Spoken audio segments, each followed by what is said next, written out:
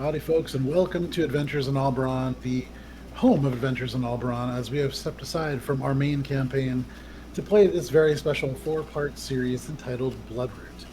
We have Allie, Miles, and Tina joining us, um, who are part of the main campaign, and then as a guest, we have returning Drew of Dicey Encounters.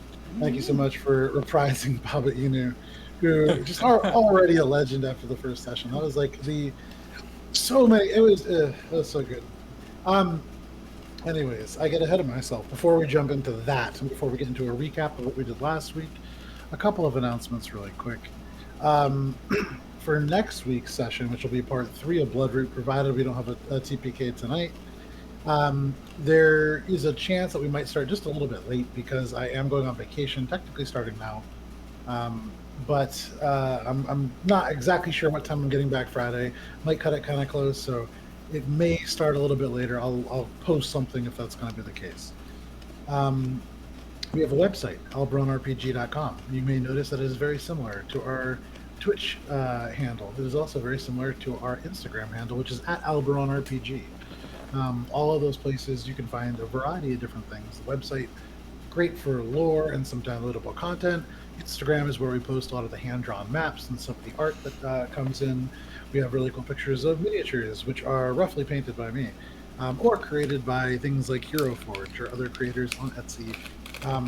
Those people are typically attributed on the website, which is alberonrpg.com. Drew, you are our guest player this evening. Do you have anything that you would like to say? I would just like to say I'm very, very impressed with your marketing of having all of the names together as the same name on all of your platforms. That's pretty rare. Great,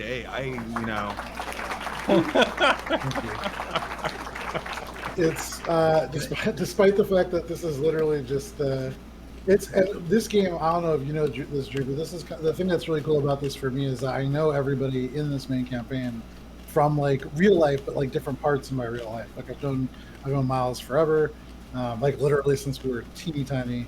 I've known Allie from high school. I met Matt at the first job I had out of college. I met Tina at the job I had when we started the campaign.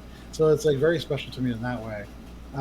But the fact that I was able to do that is just because I'm a little neurotic, and I picked a campaign name based on the available handles. So those existed before Alberon existed. I had the world with the name. It had a different name at first, but that was what was available. Sure. Anyways, yeah, all those things the same. But is there anything that you would like to say or plug? You can go visit my website if you want. If you want to buy some dice, it's www.diceencounterspace.com. If you want to buy some dice, go for it. And if not, that's totally cool too. Yeah, highly recommend them. They roll great. A lot of 20s. Yeah. They're weighted. Yeah, I was gonna say, was that a good advertisement? They're weighted for you, whoever you may be. Yeah, so weighted for success. GM or player, you know. I do have a pre-order coming up on Monday, so if you want to check that out, it'll probably sell out the same day. So I don't remember to go get them. I don't remember if you posted it on your Instagram, but I did see on your story you had the new masters. That looks super cool. So definitely, I would highly recommend checking out Dicey Encounters on Instagram. Tons of cool dice pictures. You can end up kind of falling into a rabbit hole, but highly recommend it.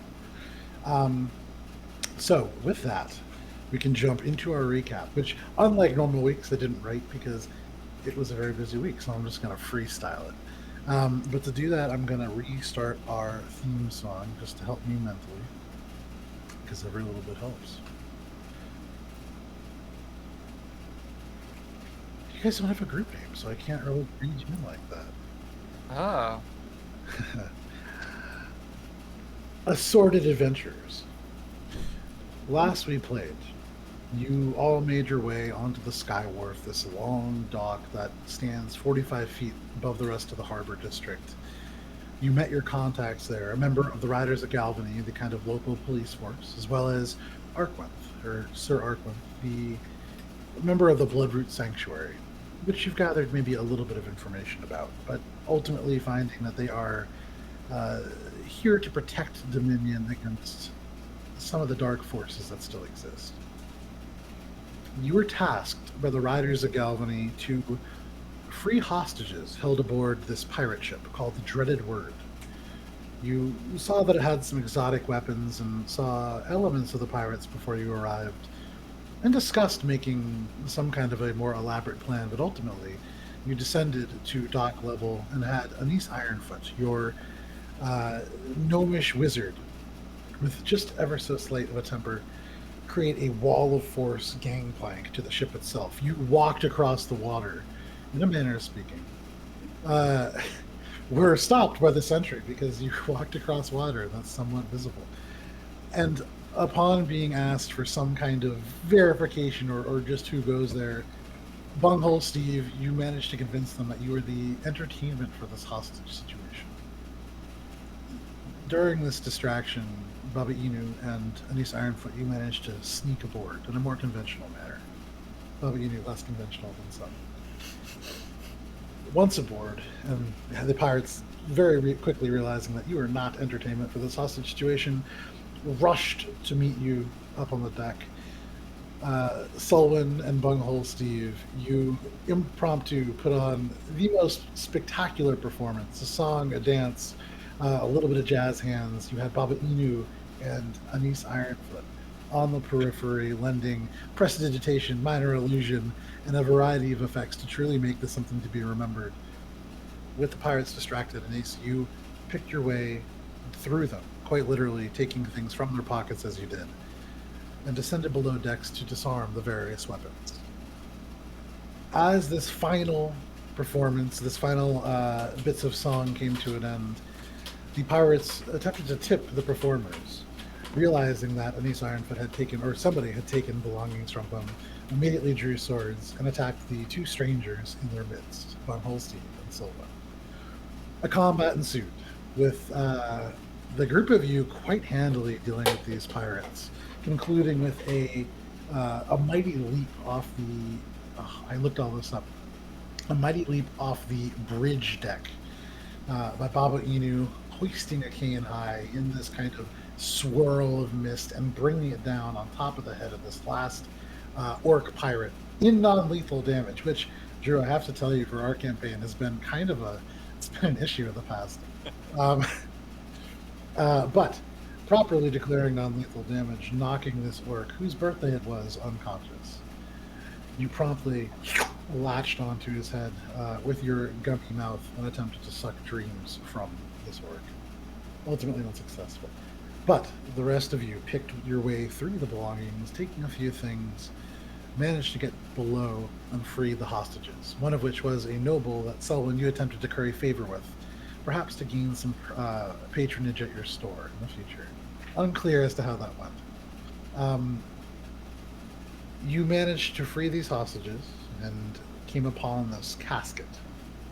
You were rejoined by Brother Arkworth and learned a little bit about what lay within. This strange, semi-petrified vampire with a stake driven through the brain. Utilizing the abilities he has, Arkworth was able to reduce this vampire to ash, a final death for a creature quite hard to kill. He enlisted your help in locating the person who imported this casket from across the Emerald Expanse, the ocean to your west. He told you it was this librarian and his partner, who I believe you got the name of as just Lorelei, had gone ahead to interview or investigate. And as you picked your way through, the town of Dungannon coming alive at night with this beautiful Daybreak Festival, lanterns glowing in the darkness, illuminating these pockets of mist to look almost like these large floating eyes in the dark. People clad in gold and black, laughter, dancing, the smell of beautiful foods kind of wafting through. Some of you have already had ale steaks. You found your way to Calessian's Golden Exchange, an oddities shop where you decided to try to sell this massive gem that you had hauled off, a power source from the ship. Anise, you utilizing the humans to do the dirty work for you. As you entered this beautiful glass and gold building, you were met by Calessian himself, this red-headed, wildly showmanship-centric shopkeep. And with a little bit of intimidation, Anise, you managed to convince him to bring you into this back room, to see some of the less conventional wares. And that is where we're going to begin. So let me change this up just a little bit.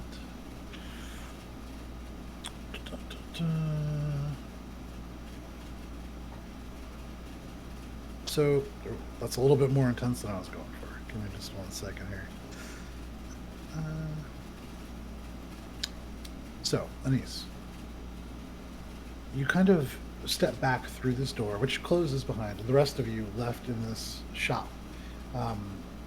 Almost entirely glass, and for Dominion that's very uncommon, outside of Yorn and a few other places. The glass wraps around seamlessly the walls on the outside. It forms the cabinets and the shelves behind. These items kind of scattered across, and for the moment, apparently unsupervised, apparently. But Anise, you, in this back room, now enter a space about 20 by 15 feet, very small, not larger than the shop in front. But as you look up, it stretches into darkness. You have dark vision as a gnome? Yes. 60 feet, so you can Yes. see this stretches about 45 feet up.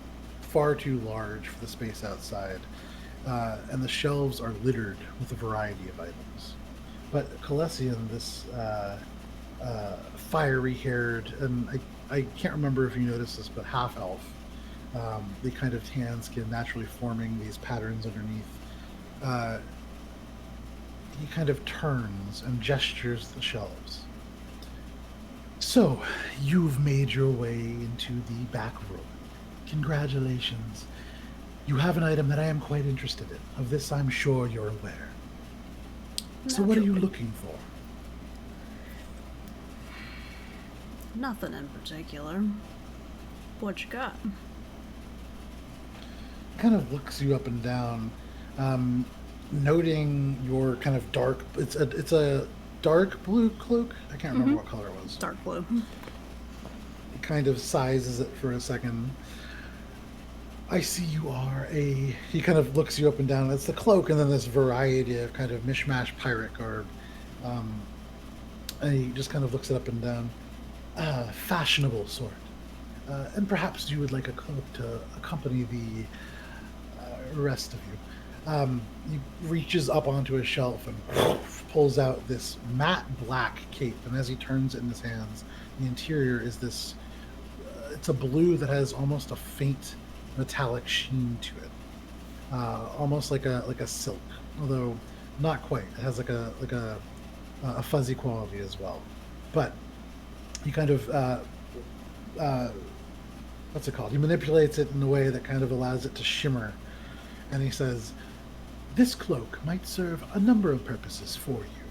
For the normal user, it can allow them to climb on walls, but for you, it probably will increase your movement speed as well. This is the Cloak of Walking, and it does exactly what you would imagine it would. While wearing this, it will locomote for you in a variety of ways." Intriguing. Does it come in any other color? Make a persuasion check.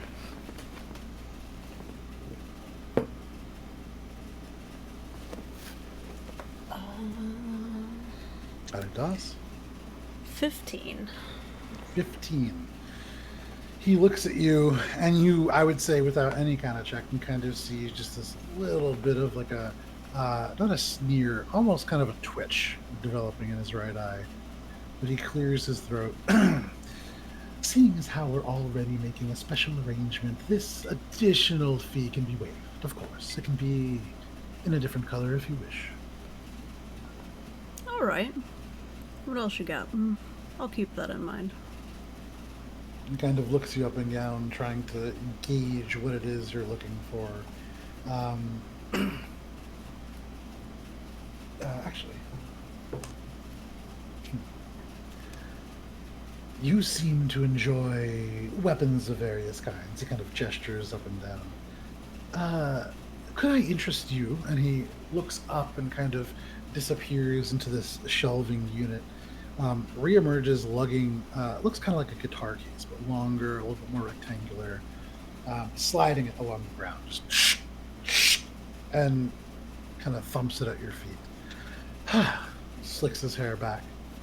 This is a sword known as Blasphemer. And he snaps these two little things open. And as the case comes open, though it is leather with these kind of metal hinges, you can see it opens and there is this of wind that disperses. Any little elements of dust, although it's a fairly clean place, sort of to the walls. You see before you this wicked sword that begins at the hilt at two separate pieces of metal that curve to form a single central one, and then it forks at the end like a devil's tongue. It is a glossy black iron material, and even seeing it on the ground, seeing the way that the case has moved, it's heavy for its size. And it is not a small weapon. This is a great sword. But he gestures to you. He rolled low on his insight.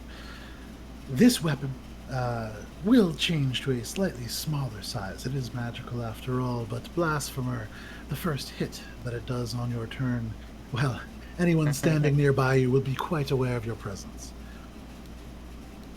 A little showy. Something less showy. He looks at you. Do you speak Thieves' Cant? I do. Okay. So what you hear, what a normal person would hear, is something to the tune of, "Tell me, have you seen your in-laws lately?" And you know this to mean roughly, it is a check to see if you speak Thieves' Cant 1, but the loose translation is, are you law enforcement of some kind? In an appropriate Thieves' Cant answer, no. Okay. He's going to look you up and down, seeing as how you speak Thieves' Cant. A little bit less showy, but none less potent. He goes and there's this iron box. It looks almost like an ice chest. It has a large padlock on it, but you see he closes his eyes and waves. You hear this kind of knock that echoes in this large space, and the lock opens.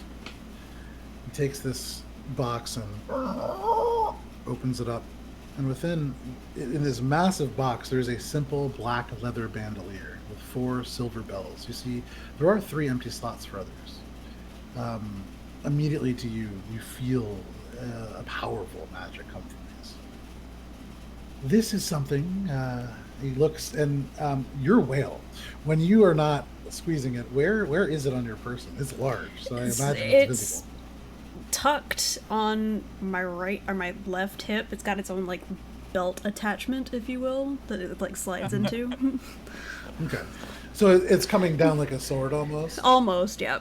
Okay, like a partially deflated whale sword. obstructed like by the cloak a little bit, but it's Okay, still sure. poking out. He gestures down towards this whale rag kind of thing. It's similar to your focus. However, this has a few added properties.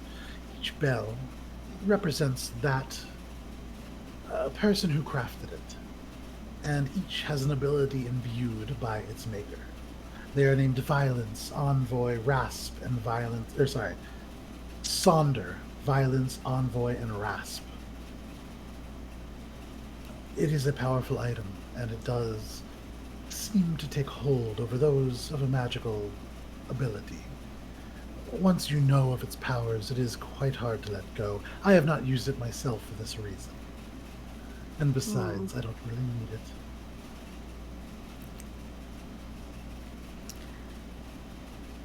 I'm content with my own. He just shuts the box. Very well. Well, I do not have all night. There is a festival after all. Is there something in particular you're looking for?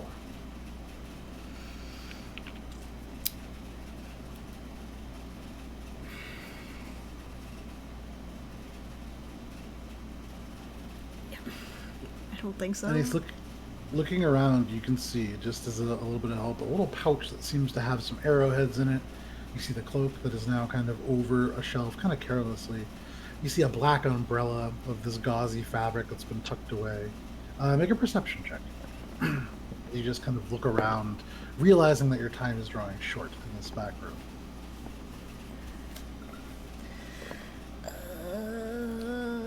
19. 19.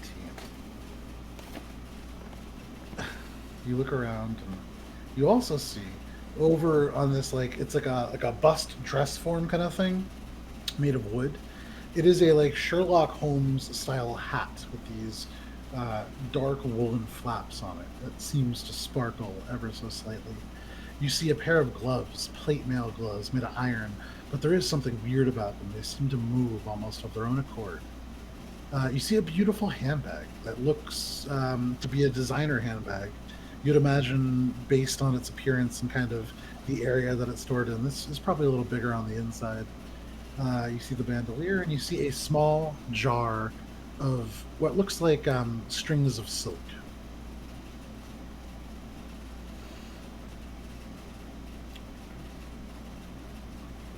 What's the story of the bag? He turns and looks kind of surprised and says, "Oh, this," and he takes it off.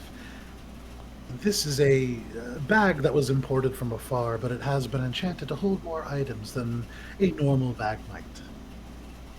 Hmm. And what about the silk? Takes the jar off. This is a more interesting, specialized. It only works once, but if you were to spill the contents across a piece of paper, a map perhaps, provided the map is accurate, it will show you the secret places within. Hmm. It is a one-time use. As these things are.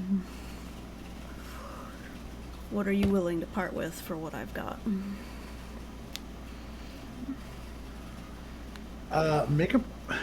Make just a general charisma check.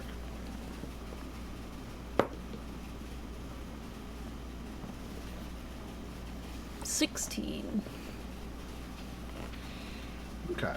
You see, he kind of folds his arms, these ruffled sleeves, and the black leather cords that bind them at the elbows, kind of making that sound of like leather kind of stretching a little bit. And he kind of sighs. We've been here for some time. I would like this deal to conclude, so you seem to be interested in this jar. It is something of a slightly lesser value. This and one other item, either out front or back here. I would insist that the bandolier be its own item, as it is worth quite a bit. The same for the doll that I mentioned previously. Yes.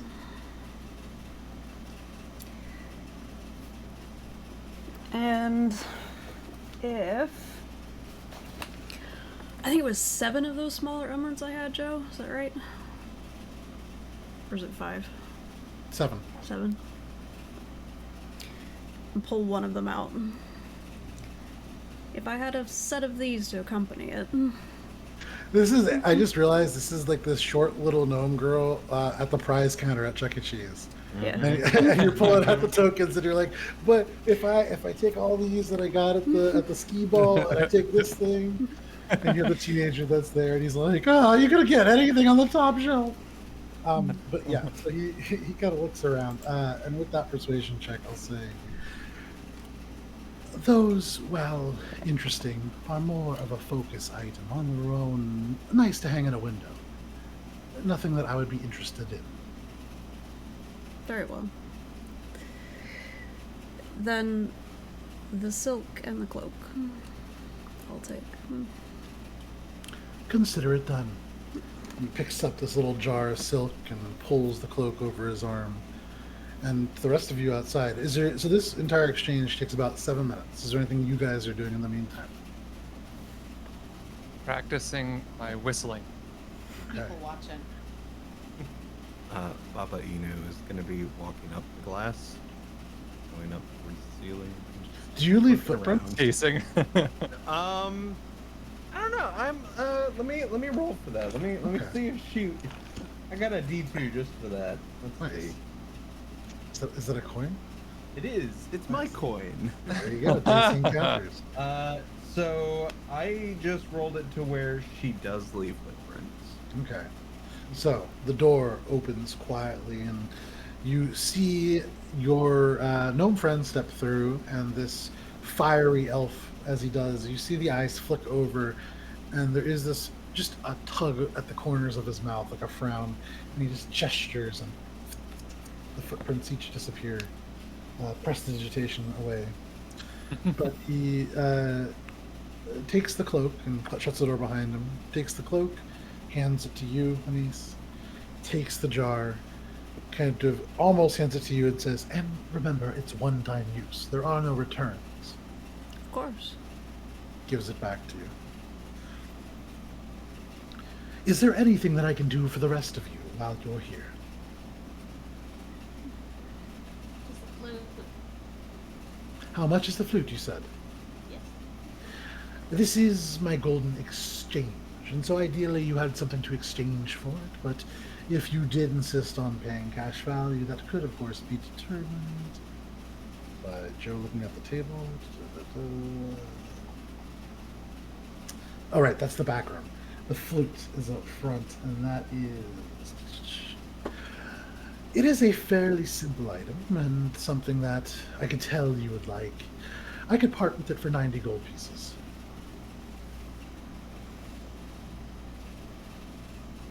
I don't think I'll be in tomorrow to pick it up. Well, I hope it remains. Would anybody else like anything? I want this turtle. Which is, there's obviously not a turtle, but she thinks it is. And what is it actually? I have no idea. Fair enough. It could just be an So- empty bottle. Hold on. If you have 12 items, it's item number 9.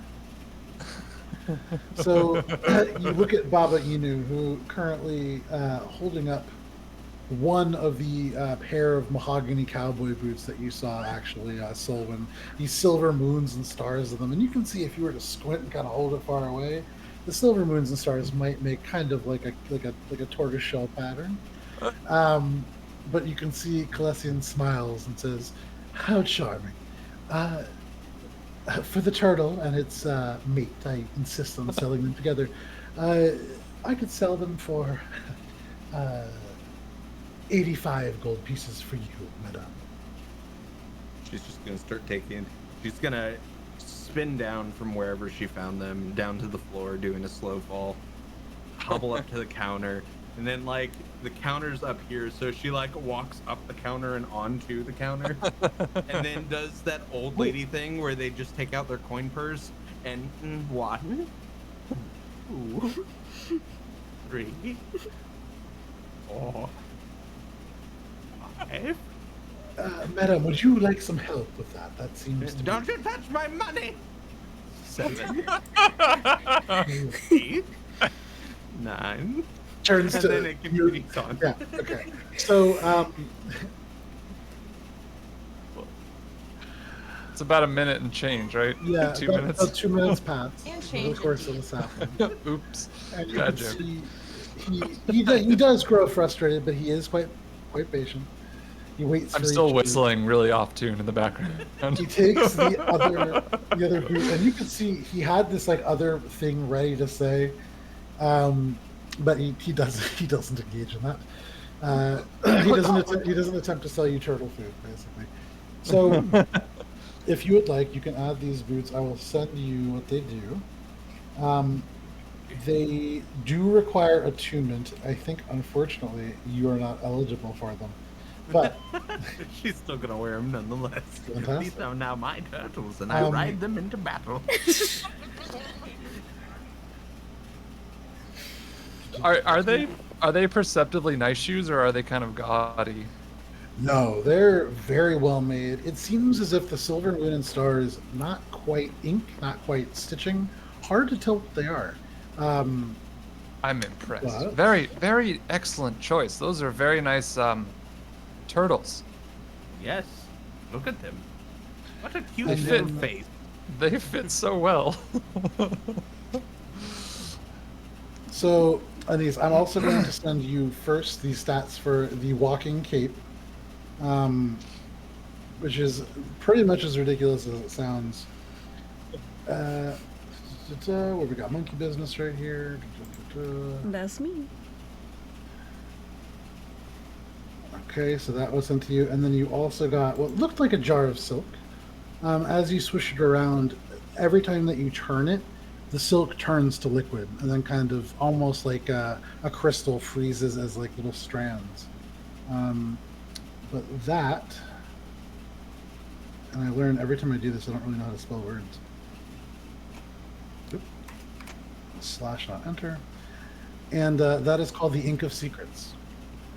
A very rare wondrous item, if that is something that you need to know. So, you three add these things to your inventory, subtract the appropriate amount of gold. I suppose I don't need these. She's gonna take off her old dusty shoes, and she leaves them on the counter, and she puts on her new turtles. She hops down. Oh, Good oh. day. my goodness, these. Would you? I can fix these up for you. You've helped me. I'm just gonna like put them in my bag, with the intention to fix them later. Just take it. You can see he looks at you, Solwyn, and then kind of looks up and he goes, "How fascinating. For somebody with your fashion taste, I assumed you would let those lie." It's But a very project. Don't worry about it. It's sort of well, when you take something that has seen love and restore it, its life and importance seems to. Well, don't worry about it. And I'm just gonna like tuck them in my bag. I'm not. Would anybody else care for anything? Yeah, I'm buying the flute. Very well. And he goes back and fetches you the flute. Is there a cooler I will- sword? Is there what? A cool sword. Is there a cool big sword? Make a persuasion check. You said the flute. Aw, yeah. Oh, What was shit. that? Yeah. Persuasion is 21. Maximum roll. You see his eyes shift over to Anise, and he nods. There may be something that we found in the back that you would be interested in. Give me just a moment, and he heads back. I'm going to send this to you, Miles. This is the flute for Allie. Okay. Let me delete the real price. He returns and brings with him, kind of wrapped. You can just see the hilt, this black iron hilt, but this great sword, kind of in the nook of his hand. And this is not a warrior. You can see very delicate features, fine dress. He looks a lot like a vibrantly red-headed David Bowie right now, just black and gold tight pants. You know, this ruffly black shirt. It's hard for him to carry, but he gently sets it on this glass counter, very gently. And you can see he's like hesitant to do so, but he pulls the cloth away and reveals this beautiful sword with the two pieces of metal fused into one, forking at the end like a devil's tongue. This is Blasphemer, the nicest blade that I currently possess, though that does change from time to time. I mean, I have no capacity of understanding magical stuff. It sure does look dark. Is it? He looks you up and down and says, "It will do more damage than a typical sword, Aha. and make it somewhat easier to hit your opponents as well." Can I gesture to like pick it up? He looks. Make a persuasion check. That's a. You're asking to handle a loaded gun. Yeah, well, you know, I mean, I just sort of show the one that's on my back. Persuasion. Yeah. How's a 3 sound? That's fine. I'm As saving the you inspiration. As you can see, there are many delicate things within this store. I'd prefer you not swing it around. Thank you, though. There's popping Okay. news off in the background, like poking something. That's okay. Try before I buy. If I can't try, that's, you know, persuasion here has carried me pretty far. I think I'm good for now. Thank you. You're very welcome. I hope to see some of you again. And he just kind of bows. I'll Do you I'll want like to look at my wrist reflexively. Just I think we should be moving on. I have this weird tick. Whenever I feel like we're late for something, I look at my wrist. Sundials don't work at night. I've told you this. You see the little sundial on his wrist, which would change no matter where you move. I drew it with charcoal. you drew the shadow too. You Yeah. copied the one that you were copying. It's always 3 o'clock somewhere. Love it. So, you all step out back and into the night, and it is this beautiful. For this time of year, fairly warm. Still cold enough to be uncomfortable for those of you who are not from Dominion or the colder parts of the world. Probably about 55 degrees, and the rawness of the air no longer quite as intense as it was down by the docks. Are you progressing still kind of through the festival and then to this librarian's house where you're told to meet? Yeah. All right. They said half an hour, and how long is this roughly taken?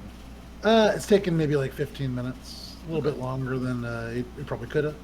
But you came away with 3 new items to help you in your adventure. So I'm gonna call this turtle Jericho, and this one will be Mimsy. are you gesturing to the things that you're wearing on your feet? Yeah, The turtles. they're my darlings.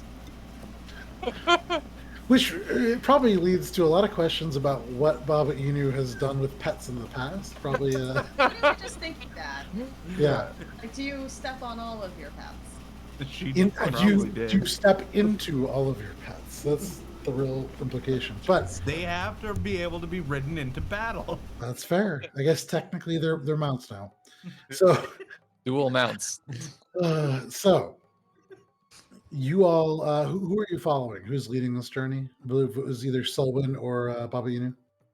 I feel like if I know the city, since my store is probably somewhere near. Well, maybe not. I have no idea. Your store is kind of on the City descent. alone. Yeah, your Yeah. store is kind of on the descent towards Lower Dungannon. Right. So it's on one of the kind of longer side streets. This is not like a part that you'd be super familiar with. You might come here to time. There are certain shops here that definitely invite commerce, but I think last session I was familiar with the library, Okay. so I will Yeah. lead the way. that is so you're not going to the library. You're going to the librarian's house. You do Right know there. Oh. of this library. You've heard of it. It is called the Dungannon Private Library. It is the only private library in Dungannon, and you do remember there was a song or a poem about it, and that had some details, but you're not really sure where it is. There is I think we got no. kind of You directions. got directions to this to the house. Yeah. That's where you're going right now. Okay, good to know. Yeah. So you begin to make your way through this festival, and you can see as you pass, this is a city that is quite alive. For those of you who are familiar with Dungannon, which is all of you, you would all see a figure as you pass. About 5 minutes in, you go through these beautiful sections of like paper lanterns that hang on strings, and you can see alternating like yellows and golds, and then these black, not like lanterns, but almost like stained glass that have like these smoky shadows almost on them. You notice those kind of almost kept up and out of sight, so they cannot really, or not up and out of touch range, so people cannot bump into them. But as you walk, just 1 second here. You pass a number of places to get food. You can see here and there people on stilts. These are called sun breathers, and as they walk by, they take these little sticks with tiny embers and flames and seem to kind of plunge them into their mouths before letting out these gouts of fire, almost like a radiant fire, in fact. On the opposite side, as you walk, you can see these tall poles have been erected with this beautiful gauzy black fabric, and figures seem to kind of drift and move amongst them. These aerialists that are known as moon dancers, but almost the sun and moon represented here in equal parts. And you see that amongst the food as well. You've already seen the sun up, sundown ale steaks, which are just very fancy hot dogs, ultimately, when you really get down to it.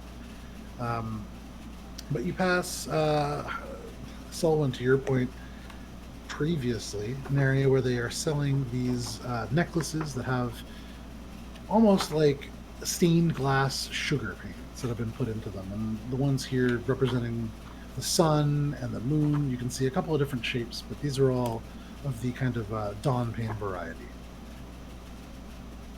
You go past stalls selling sunflowers and various bits of drinks, although many of them kind of more oriented towards alcoholic beverages, as you might imagine. You can see little stands where these sparklers called star sticks are sold. Little kids kind of gathered mostly around those. These sparkles in a variety of colors, quite bright. And you also see here and there people planting these small seeds, which you all being from Dungannon would know are or snapdragon seeds or sunflower seeds to kind of grow and represent the coming of spring. But as you are all from this place, one figure in particular stands out to you. You come upon this old woman, and you can see she has erected this elaborate stall off the back of a wagon. This woman is affectionately known as Blissfully, and you can see on the side of this wagon in gold paint is Blissfully's Liquid Menagerie. For those of you who have met her before or been to her shop, she owns a place called the Liquid Library. It is a bar. But this is a sort of separate place that has been set up, a pop-up, if you will. And you see a whole bunch of fluted bottles of various kinds painted black, so you cannot see the contents of them. You see a little sign with some writing on it. If you want to pass, she is somebody who is known for making cocktails and then also making cocktails that do have different properties that might last a little bit longer. The Liquid Library not only sells libations but also potions. Wait, what's her name? Blizty. Alright, I'll approach and be like, yeah, Listy, what's on the bar tonight? You kind of see first turned and hunched over. She's a little bit wider set, and you can see this almost like gold shawl that has a lot of stains on it, a little threadbare, over this very nice black robes or dress. But she turns around and her hair, it's like these two shocks of gray, like cloud puff hair, and then one that goes up, almost like a clown. Not balding, it's been purposely like tied into these 3 points. But she turns and you see this big smile. There's a little spittle on her mouth. She's very excited in general. But she looks up. Ah, yes! Bunghole Steve! What are you doing in this part of the town? You know, going to festival. How about you? Oh, and looks over. And you've brought tiny people. And kind of goes over, pulls out this very, very poorly made cane. You can see there are elements where the bottom is kind of wearing away. There's no like tip to it that could like actually serve. You imagine she probably replaces it a lot. More of a walking. But she shuffles. Her or Baba Inu? Who looks older? Make a general intelligence check. How old is Baba Inu? That's a good question. Let's say 129 seems like a 129? good number. What's your intelligence check there? 15. I'm They're just pretty- picturing two people just like hunched over, like, oh, yeah. They're pretty A close mirror. in terms of how like their agedness looks, but you would imagine this being a human woman. She's probably like in her 80s. Baba Inu probably in terms of like actual years, probably a lot older. Alright, so Baba Inu is the senior. Yes, but she shuffles past and right up to you, Baba Inu, and you, and you could see these little shriveled old hands go on each of your shoulders. The cane clatters to the ground, and she says, "Care to try your luck at Blizty's Liquid Menagerie, children?" "Oh, child," and she says, "Excuse me, miss." You don't remember me, Blizzy, after you stole my husband? Make a deception check at disadvantage, as she doesn't have a husband, nor has she ever had a husband. She married the husband. That's that could be, yeah. At disadvantage, that's a 10. A 10. She narrows her eyes. "I don't recognize you, and I have no husband. So maybe you're mistaken, but That's fine. He was terrible anyways. I'm not surprised why you got rid of him. Make a deception check again. No longer at disadvantage. The real name's That one's gonna be a 12. Are you speaking of Hemington? And now, like, completely ignoring you, Honeys. And Baba's gonna slap her cane on the ground. That rat bastard. Oh, she bends down, and you see, like, holding her back. Oh, she reaches down, picks up her cane, slams it down on the ground as well. Ah, you said it. Left me high and dry on more than one occasion, and I'm not getting any younger. You know how it is. Tell you what, dear, have a free try. Go ahead, pick any bottle. And she kind of gestures over, and you see on this rack, almost like something you would throw balls at to knock down, but there's like a dozen or so painted black bottles. Baba's gonna like waddle forward. As she does, she holds her back and then stands her cane up straight, and then just takes her one hand and pushes herself up, and then she stands on her cane, balancing, looking through all the liquors. You can see this old woman kind of trying to squint at Baba Inu and doesn't seem to really be able to see that well, and so doesn't seem to react as if that's strange in any way. But turns to you and he's, you could go next if you would like. 5 silver pieces for a friend of a new friend. He turns and looks over at you, Baba Inu. If you go up, would you like to grab one of these bottles? Yeah, I'll grab one. Roll a 100-sided knife. Yeah, 43. 43. You take this bottle. It looks for all the world kind of like a Jose Cuervo bottle. It's like a slightly rectangular, elongated, about the length of a wine bottle, painted completely black. And you can see there's been gold wax melted over top. You pry away the wax? Yeah. Okay. And she kind of smiles and she says, take a sip. Trust in the experience. You take a long glug. It is smoky and kind of deep. It has these elements of like a darker fruit. And then you realize that you're just kind of drinking an old fashioned. But fairly well made and somehow a little bit colder than the ambient temperature around. She smiles and looks at you. Well, not a winner by this game, but a winner in my book.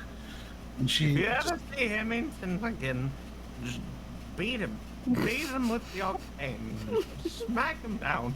I will. No need. Father Time beat him for me. But seriously, he died 2 years ago. And Baba's gonna just like clap. You can see, like, she kind of gets sad for a minute and is looking away, and then she kind of smiles and says, yes, of course. Little girl. And she goes over to you and he's, would you like a try? Do you sell alcohol to children? There is no minimum drinking age in Dungannon. You can drink as long as you want. Yeah. There's a reason that piracy is really popular. Feed the infants the liquor. The gin makes them sleepy. Puts them right to bed. Economically, actually, there is very low instance of underage drinking. It's strange. But in watching her observe Baba Inu, can I pick up on the fact that she might not be all that great at seeing? What's your passive perception? 17? 17. So you watch as Baba Inu puts this cane up and then climbs up the top and just stands on top. This old woman, her face never, she's smiling and kind of nodding. The face never follows Baba Inu, just looking straight ahead where Baba was. So you'd imagine, yeah, pretty poor. Sure. I'll take one. You said 5 silver? I'm going to hand her 5 copper. Okay, she reaches out and you put the 5 copper in her hand. Takes it and just kind of puts it in her pocket. Aww. Go ahead, enjoy. Pick a good one. They're not all alcoholic. Was it a D100? Yep.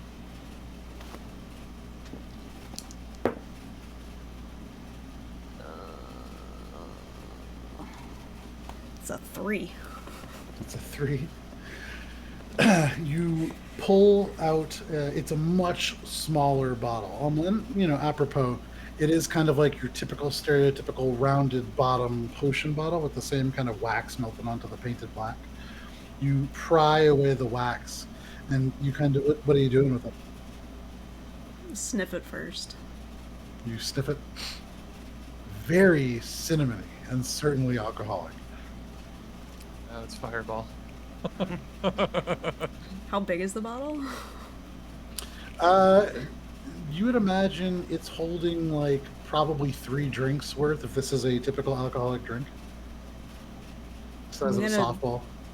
Sip it first, but like not let it fall. And as long as it's not like super strong, she's just gonna chug the whole thing. Make a Constitution saving throw at disadvantage. It is not terribly strong, but you are chugging 3 drinks worth, and you are a gnome. Also, it is Fireball. Or sorry, it is a non-branded cinnamon-flavored whiskey. It's a Constitution And not a saving spell throw? either. Not a spell either. Yeah, thank you. Bulge blobbler. Bulge blobbler, yeah. 14. 14. With a 14, you chug this entire container of Fireball. For like a human being, you just took like, I'm trying to think of something that's not Dunkin' Donuts because it's like what I drink every day, so that's where my size reference goes. Dunkin' Donuts doesn't exist everywhere. Not everybody has a coffee problem. Does?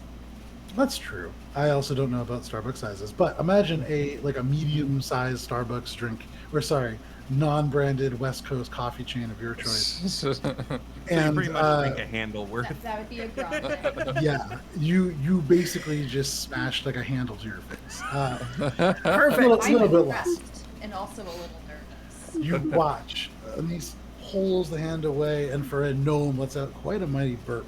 For all of you in this vicinity, there is this thing that kind of goes across. You feel like your eyebrows singe a little bit. It is pungent. And as you like stop, there is like a little grittiness. It is like real cinnamon for what it's worth.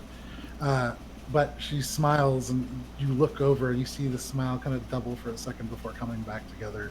You're a little drunk, but you're okay. I've been worse. She smiles and says, "Well, not a winner either, but that's a lot of liquid that you just took. So be careful there." This seems fun. Yeah. Yeah. Have a What great for time. each of you then? Yes, please. Sure. Pay up. And she puts out her little hands, and you could put apparently 5 coins of any domination. I'll do 5 silver because that's what she asked. Okay, there you go. I didn't Look at notice also that 5 copper was exchanged before. that. That's fair. So each of you roll a d100, please, as you step forward to this wall of dark bottles. While y'all are rolling 24. Huh?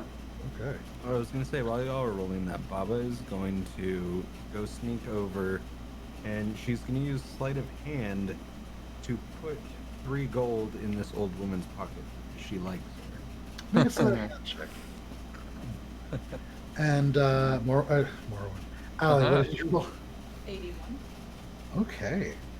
So, Selwyn, you Yeah. grab one of these bottles, and you've seen this now, and you've seen these 2 alcoholic drinks come out, and you kind of catch on. And so you look for like a bottle that's something that you might like. Just kind of Yeah. thinking about this. What is an alcohol that Selwyn likes to drink? Solomon, I mean, I think I said it before, gin. I think he's a neat gin drinker. So he sees a glass with a slight fluting to the bottom that is reminiscent of a gin that he is fairly familiar with. So when you go over and you pull this painted black bottle off, pry off this golden kind of thing, and you take a long swig if you would like, or whatever it Yeah, is. I'm not trying to get drunk. I don't. Yeah. I drink to enjoy.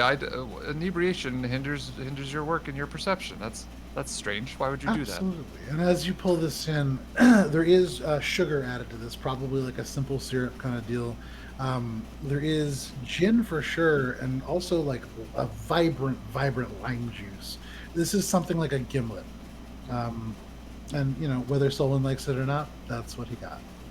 Delicious. As you take this and enjoy, you look over, and the thing that you immediately notice about Bunghole Steve is there is a faint glow around the bottom eyes, almost like a shimmering eyeshadow that kind of dances across the cheeks. Huh? Bunghole Steve, did you have dark vision previously? You now have dark vision up to 60 feet for the next hour.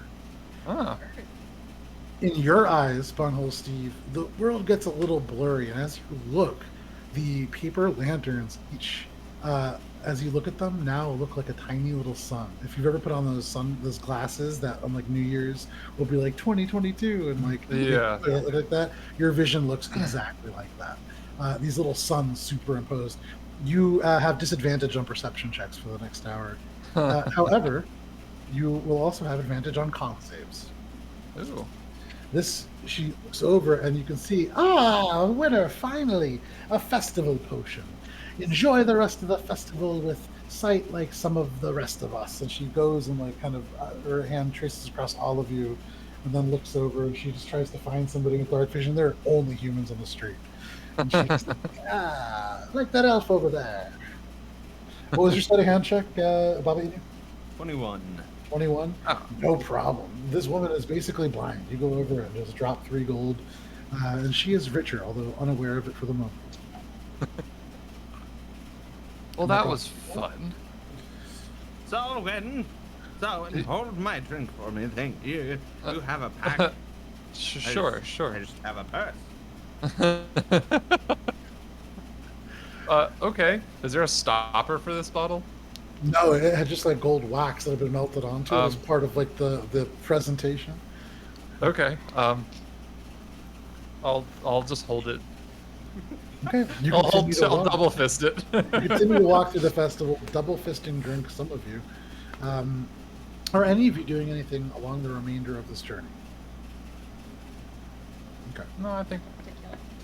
okay, People watch. there you go. Saying So hi you- to the locals.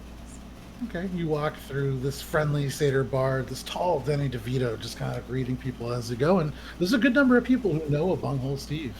Here and there, you'll see like, "Oh, hey, Steve," and then from like across the street, you'll hear somebody go, "Oh, hey, Bunghole." Just everybody, kind of in some way, shape, or form, every street that you go on, What's up, Frank? you know somebody. You see a skull on a tail bob by. Oh my God. No, this is happening. We already know where Morwen is. Actually, you have not met Frank yet in this at this point. So you walk through this crowd, seeing the various people on either side. You smell the food. You see the activities. Everybody kind of decked out in gold and black. There are still a few people coming home from work at this time of night, so you see people come in with the scent of the docks and fish on them, like waders probably coming in from like fishing. Those people also kind of mixed into this crowd. You walk for a little bit and come upon the address that you were given. This, just 1 second.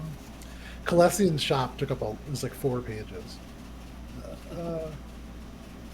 Okay, so in this book, I had to like put it across multiple notebooks because each thing is kind of, I wrote in like a different place this week because it's been a week. You come upon this 2-story eggshell colored house with these pale wooden accents and cross braces that go across each wall. You can see there's a bay window with iron bars in the bottom floor, and a little black cat sits in it as you approach. As you get closer, it does leap off and kind of disappears. The roof is like these terracotta, almost like a cottage-style roof with terracotta tiles that come down. And you can see there is like a little bit of an overlay on the second floor that kind of covers the windows from any kind of weather. There is an attic as well. You see windows up there as well. There's a half brick wall that runs along the front and makes a very narrow alleyway on the right side of the house. You see at the door, kind of gingerly looking in, and for the first time seeming a little bit antsy, Arquin, the red-clad Bloodroot Sanctuary person. His mustache kind of shifting uncomfortably. Arquin, I got turtles. You see, he turns and looks at you. As hard as he tries to keep his cool, and as you approach, he shakes his head and just says, "I give up. What are turtles? And these is Jericho and Mimsy. All right. Are you all Aren't ready? you gonna say they're cute? Make Rude. a make a persuasion check at disadvantage. All these disadvantages. So I the mean- is you got turtles to ride into battle, which is the slowest answer. Yeah. With a +2, that's a 6.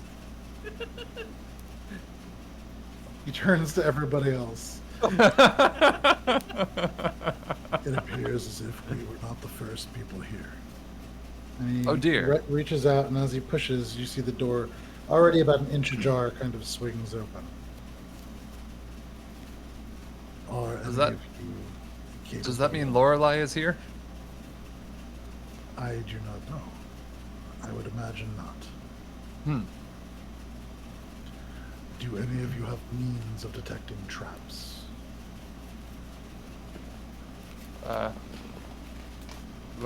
Eyes? He narrows his and then looks at each of you. Do any of you have a way of escaping them? Yeah, Does depend on the trap. they don't set traps on ceilings. Turns and looks at you, Baba Inu. Would you go in first and see if there is anything to be alert for? You see Yeah, Baba she's gonna Inu waddle on it. shuffle on up the past the half brick the brick wall. It's like a half wall, but you see just disappears in the little bun bobbing above it. But you walk up into the door and push on through. There is a hallway that kind of goes forwards. There's two doors off to the left. You see a faint bit of light coming from the second door. Otherwise, it's pitch black in here. You see windows, but they're all Perfect. covered in like a dark, almost blackout style treatment. So as soon as she walks in, she's gonna poof into the shadows and reappear on a wall, Okay. standing sideways, looking, and she's gonna walk the length of the building, just looking for traps on the ground. Okay, yeah, make a perception check. So as you step forward, your foot finds the wall. You never actually touch the ground, and you just kind of turn as you enter, very Inception style. 15. Okay. You appear on the right-hand wall. Through the left door, there is like a little sitting room. The first room. It's very dark. You see there is a bay window, the one that you saw the cat on the other side of the shade. You no longer see the cat. It has disappeared into this house somewhere. You can see through this room, there's a door that connects to the same door that you saw the light coming through. You see the source of light. This room is a kitchen. You see a granite countertop. That's an island. It is actually a very nice little kitchen. You can see there are like beautiful cabinets that have at one point glass fixtures, although even from this distance, in this little bit of light coming from the one kind of torn open shade, broken glass that glints across the floor and a little bit on the counter. You see copper pots and pans that hang up on the ceiling, although there are a few scattered on the ground now. Opposite this room and kind of around, you can't see it from the hallway, but as you get to the back of the hallway, there are stairs that go up to the second floor. And you can see there's a second floor as well. She's gonna go back towards the door, climb on the door, and her head appears from like this direction down, looking out at Sure. the rest of him. And I don't see any traps. There are pots and pans on the floor, and there's a staircase, and there's lights over here. And it goes, and she almost like kind of just like rambles off on some random tangent. You see Arkwinth sigh, and then, shall we? And he just disappears into this door as well. The Follow. rest of you following. Yeah, I'm still holding the the bottles of. I'll take another sip of my gimlet. Good crime scene. What's it called? Discipline. Right. Bungle Steve, you're entering. Anise, you're entering. Yes. All right. As you do, the sort of hallway and the rooms to the left unfold in front of you the same way. It is dark, pitch black, except for the one room where the curtain has been partially torn away. What would you guys like to do? You can see Arkwith immediately kind of begin to look around. He doesn't touch anything, but he looks carefully. I'll guard the door. Okay. I'll make sure no one else enters or leaves. This seems like a bad place. Like something happened here. As is see- obvious, I'm sure. He just kind of nods, but continues to look. He doesn't respond and seems very fixated on looking for some kind of a detail. What are the rest of you doing? I'll try to help him out. Okay. Make an investigation check. I want to take a look around the room. Is there anything we missed? What are you looking for? Make a perception check if you're just going to take a look around the room.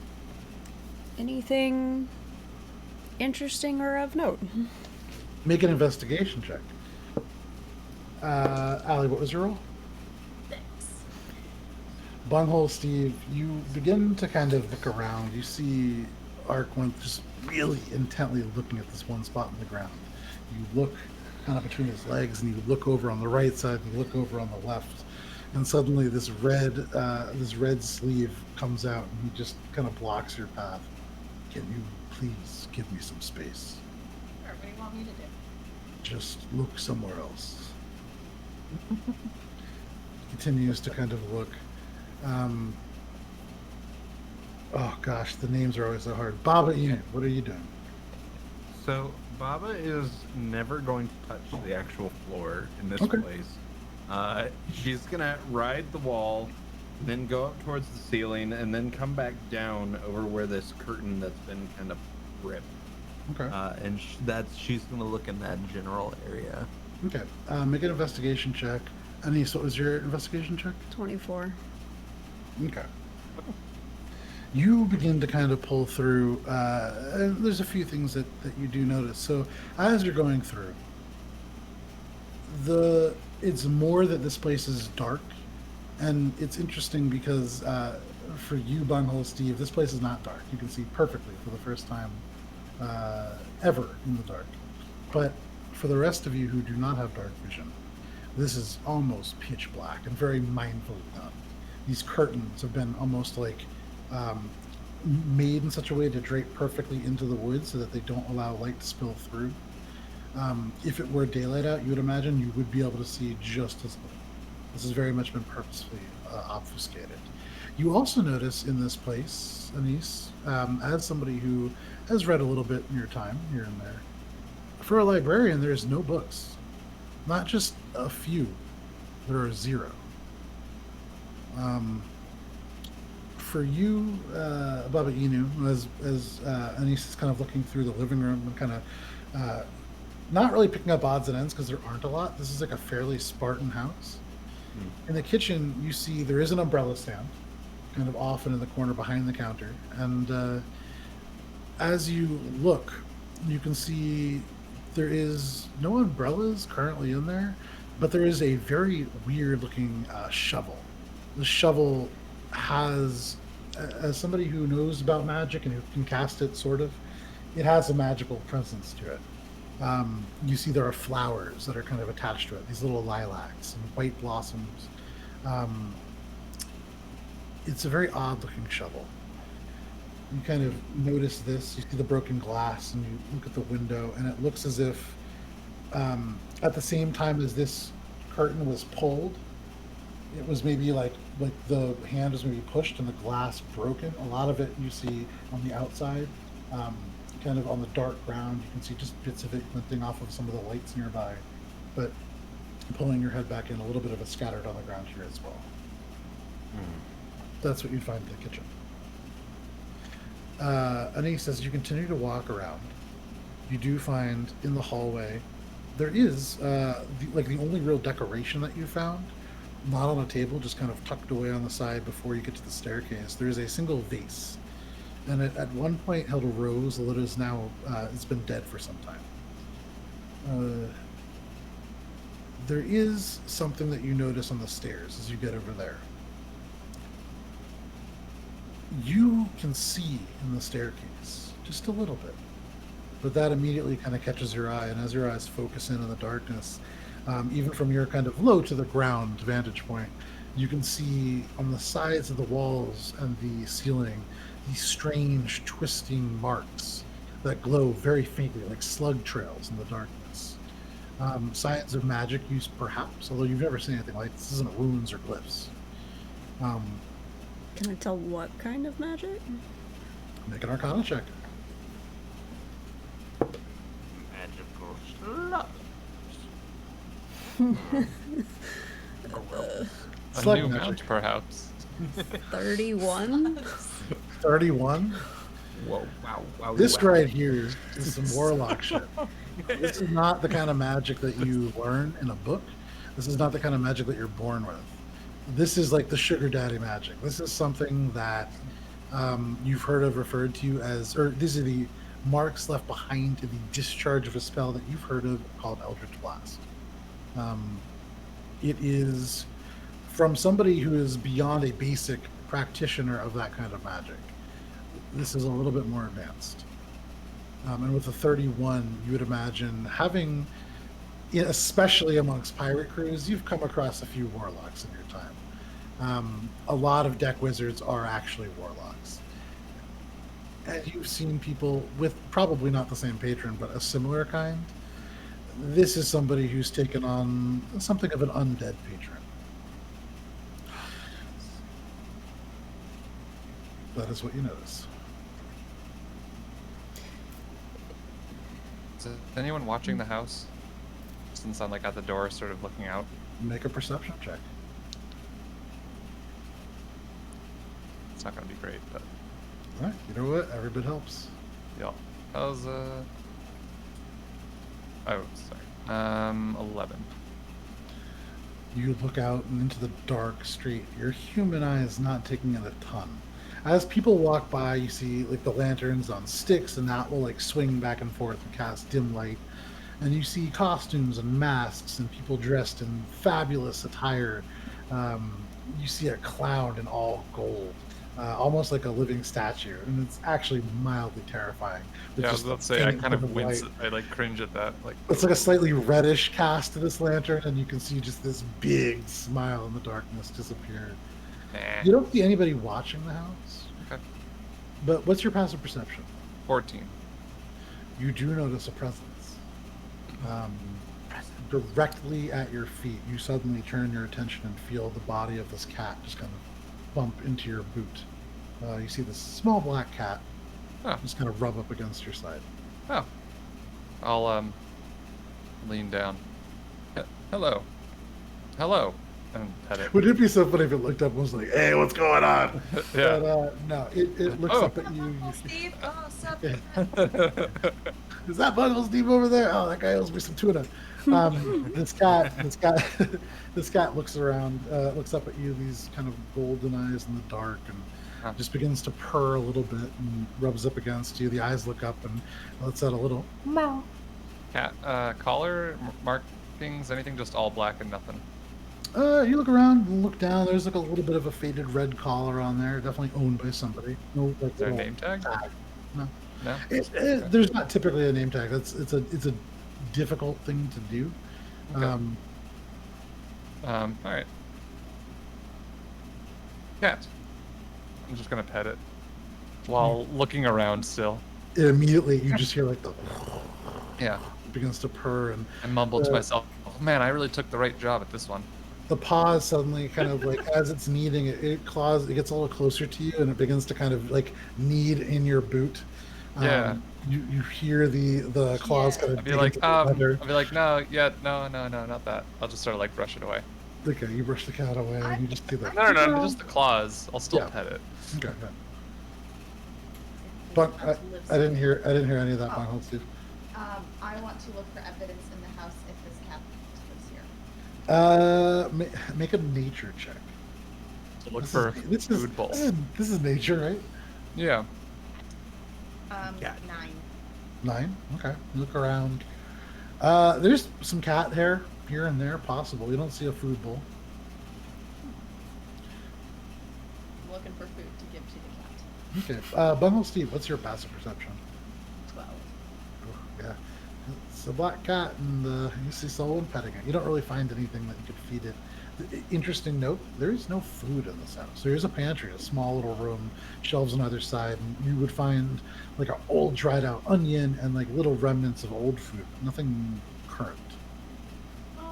Okay, actually, since I'm doing that, I kind of want to take note if I can see, like, are there dishes in the sink on a situation? Has this been used? There is a washing basin in the kitchen, and there is no dishes.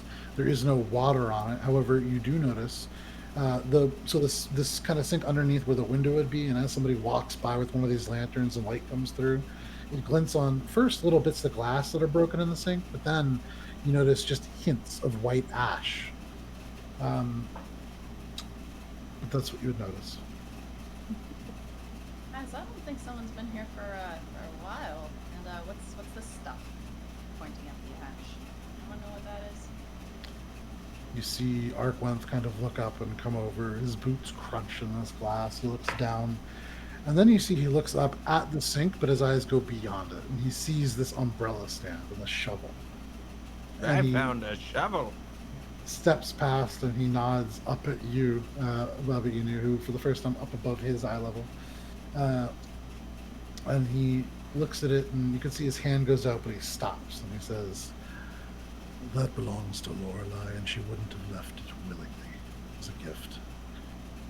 And he kind of hesitantly just takes it.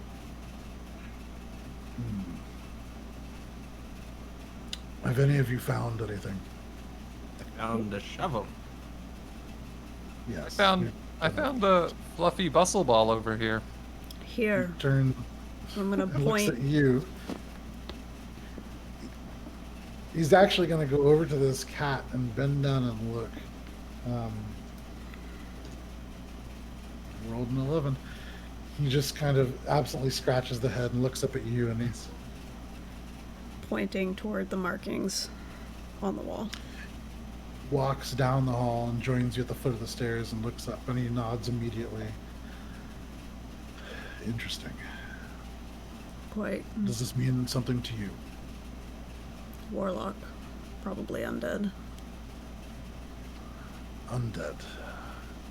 That's concerning. He turns down the hallway to all of you. Come. We found something. And you just hear the as he walks up the stairs. I'm gonna follow him. Dead. Okay. The worst kind of dead. Fun. I'm still gonna Uh, guard the door. I'm just playing with this cat now. Okay. Yeah, you I play can't with the see cat. in there anyways. This isn't, Are the rest of you guys going upstairs? Yeah, I'll follow, walking along the walls and feeling and Keeping the will make stairs and your- walking on the wall. Yeah. So you all walk with Bob Inu kind of like in your headspace. It is a fairly narrow staircase, but you do.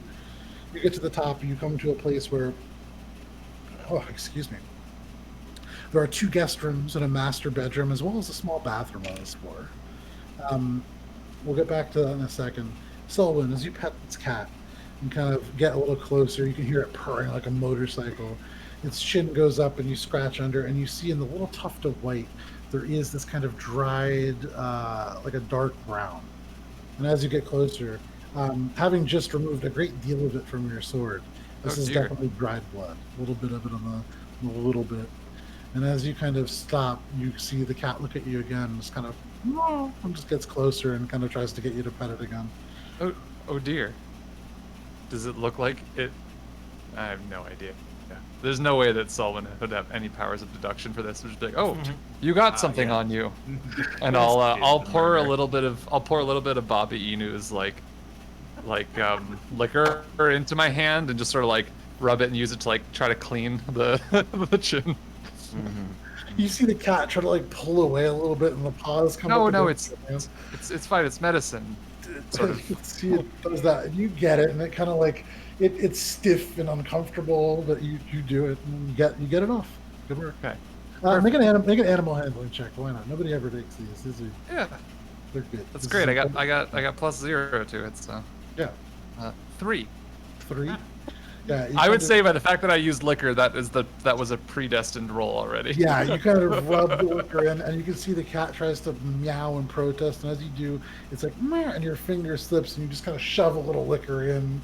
Oops. Little cough. The ears kind of go back, and the hair. Sorry bursts there, up. Fluffy. Doesn't hiss at you, but it kind of scampers away and gets Oh. up against one of the couches. But great work with the cat. The rest of you up on the second floor.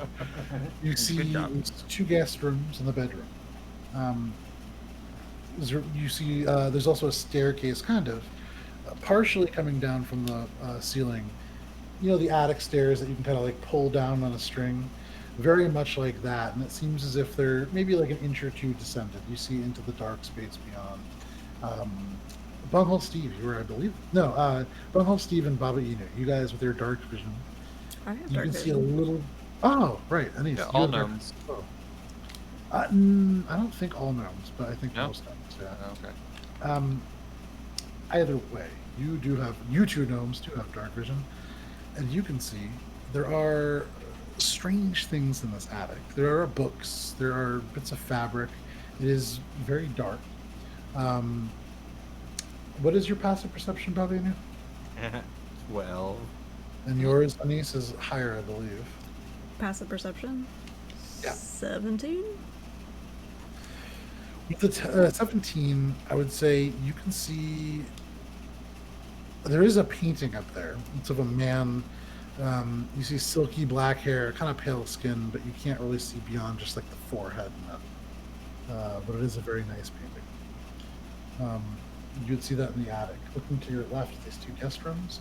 Beautiful 4-postered bed with like this nice canopy over top. You can see there are these shelves that have little glasses, almost like bar carts that are in the rooms themselves. Beautiful overstuffed chairs, side tables. Each room has its own little bookcase with some books in it.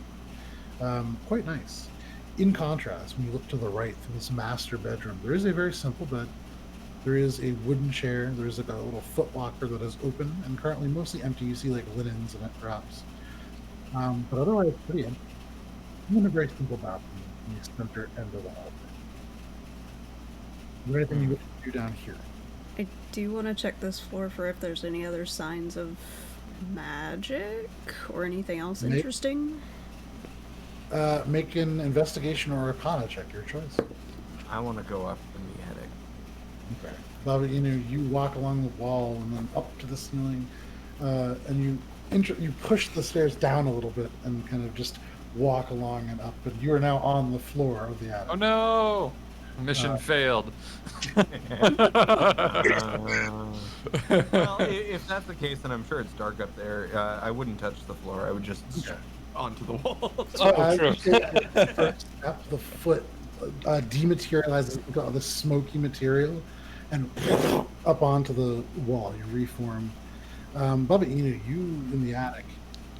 There's a number of books stacked up on this table.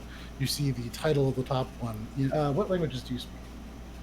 Abyssal and common, but she is gonna yell out as she's up there. There's anyone in here? I suggest you come out now, lest you get booped. Okay. Boop. Echoes in this dark space. We'll get back to that, I suppose. For the rest of you, hang on one sec. So, Anise, I'll remember all these names eventually. What did you roll? 29 Arcana. 29 Arcana. You make your way through, and there's no direct traces of anything arcane. You hear Baba Inu up top.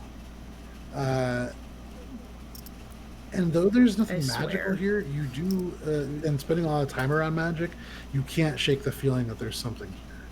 Maybe not on this floor. It's me. No, I'm just kidding. Oh, I'm right okay. behind you. After I'm not. checking just this floor, cursory glance, I would make my way up. Okay. You hop once, you hop twice. You can't quite reach the stairs to pull them down.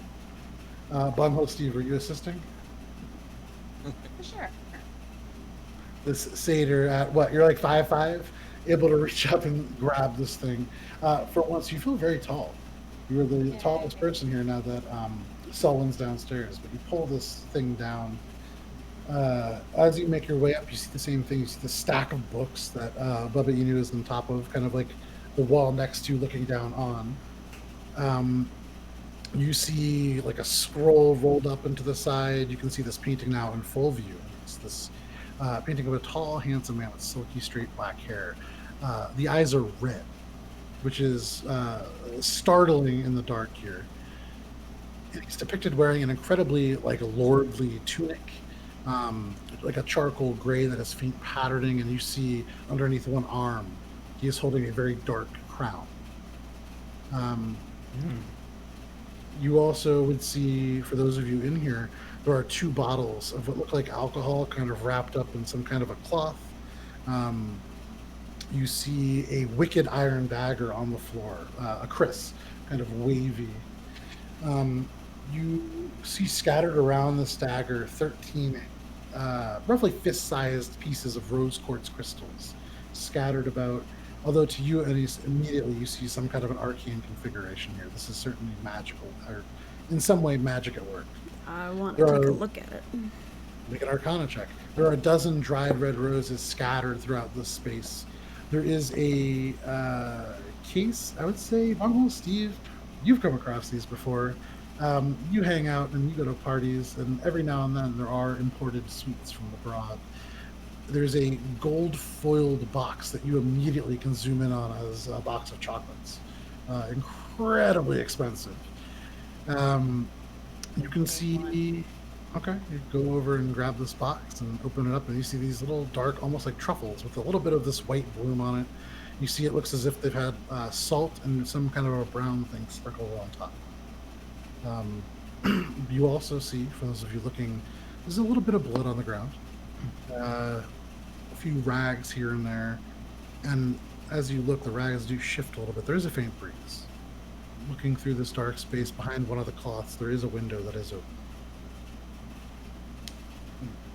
Bubba would be right next to Steve. Hey, Steve. This man reminds me of my 3rd husband. Look. He was one of the good ones. Steve, you turn and you see a handsome stranger, very intense look on his face, but very nice painting, almost as tall as you. Oh, love it. Ew, good for you. The 3rd of many, but I'm gonna start laughing too and pass her a chocolate if she wants one. While we're just staring at this image, like, like it's such a comedy show. Are you both eating these chocolates?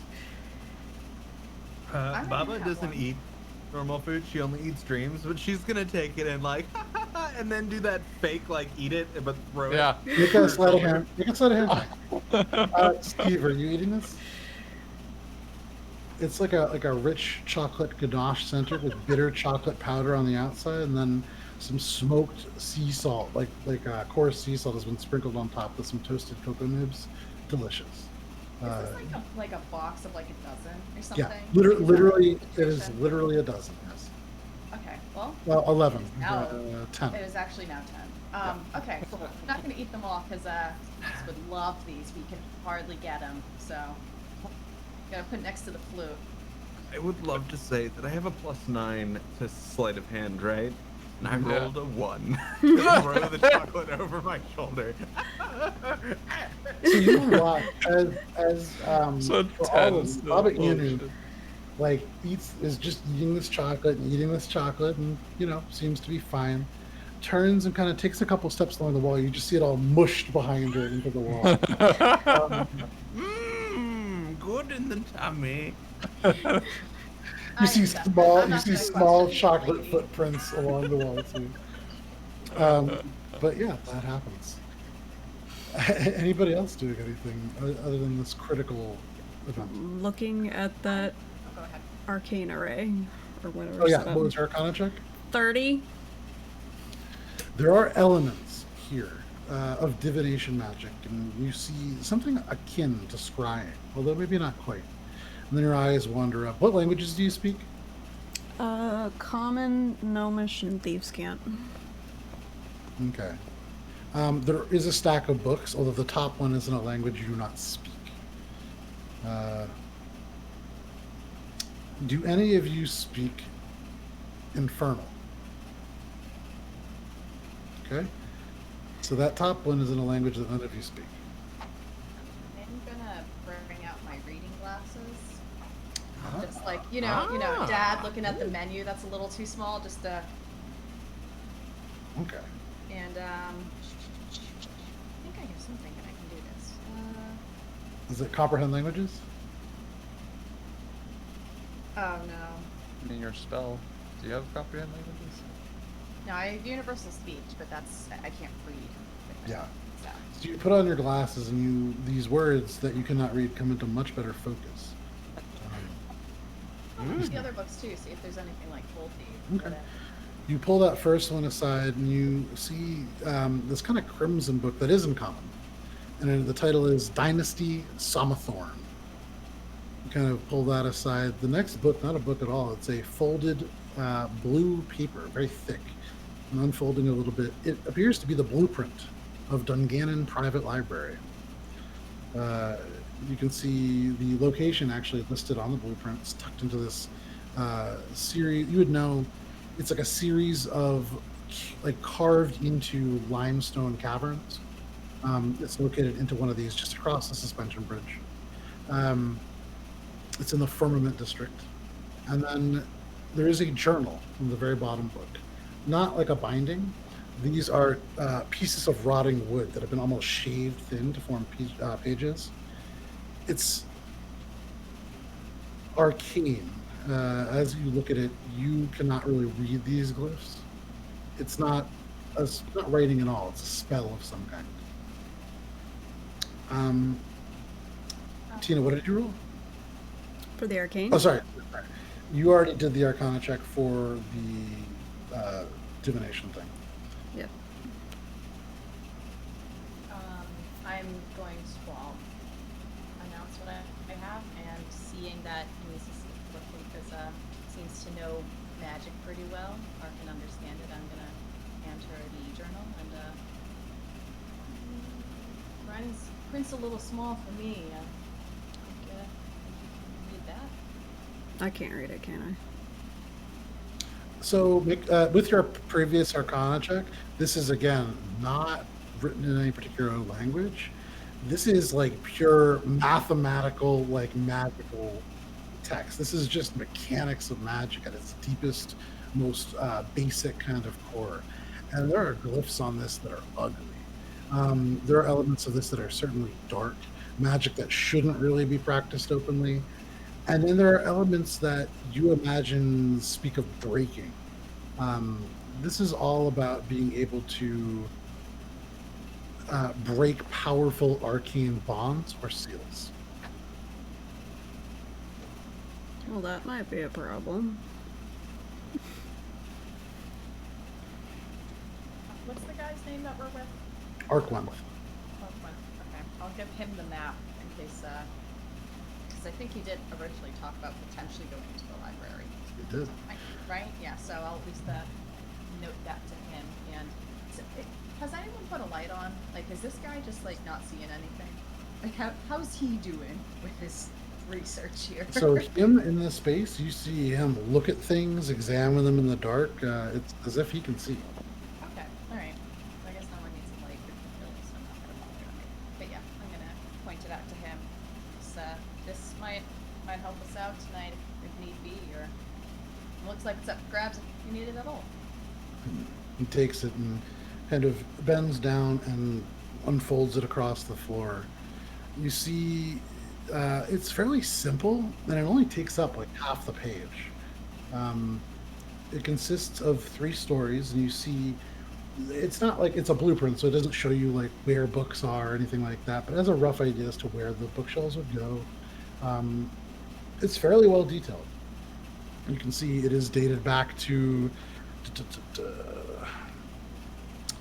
Roughly 1150 TA, so about 300 years old. That's a fairly old blueprint. He looks at it and nods. This is the head librarian's house for this place. That they would need a blueprint, I find curious.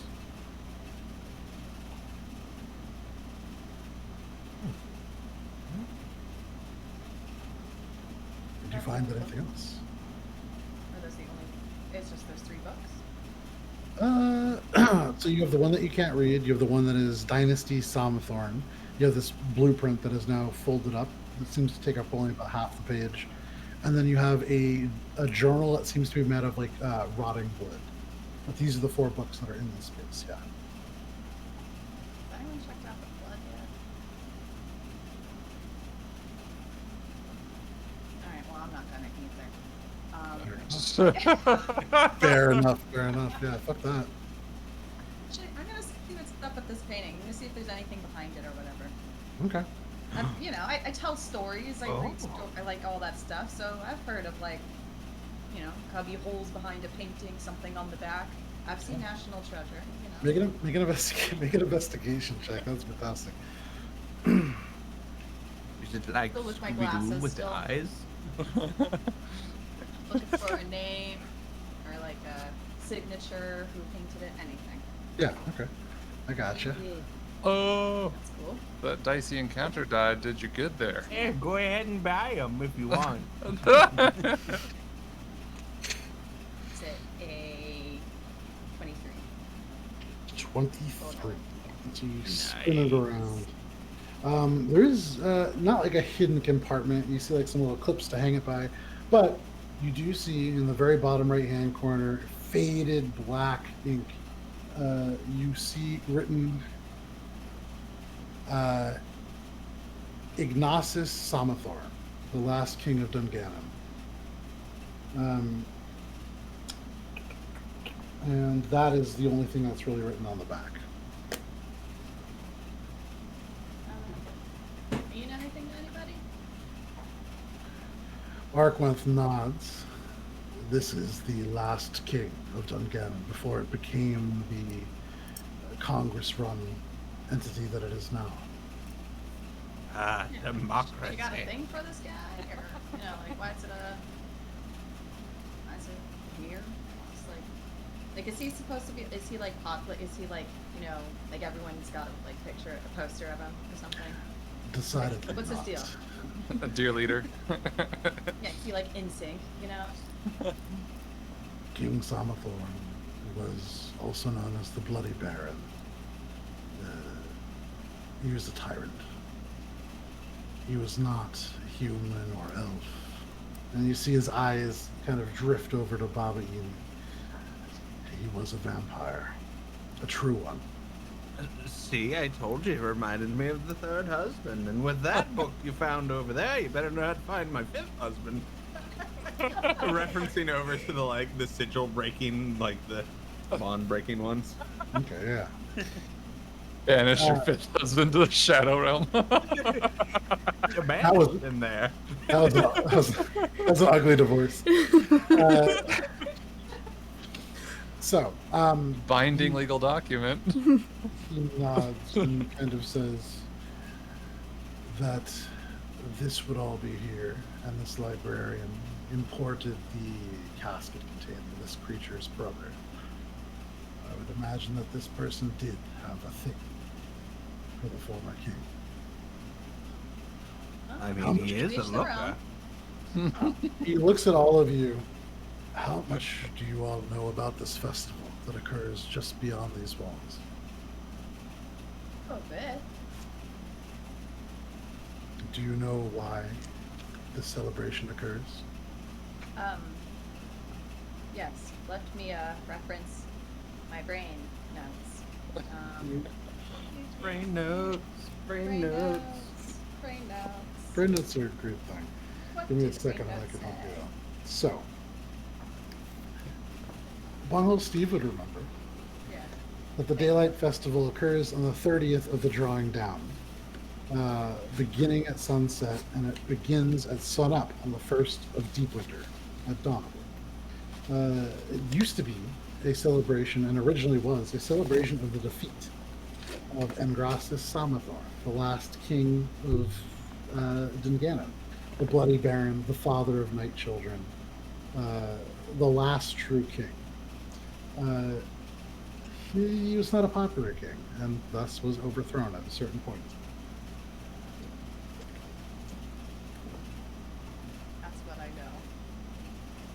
He nods at this, so you can see why this is a concerning development. And he turns and looks at you, Baba Inu. I meant for this conversation to be in private, but it seems pressing now. What do you know in your circles of this creature returning?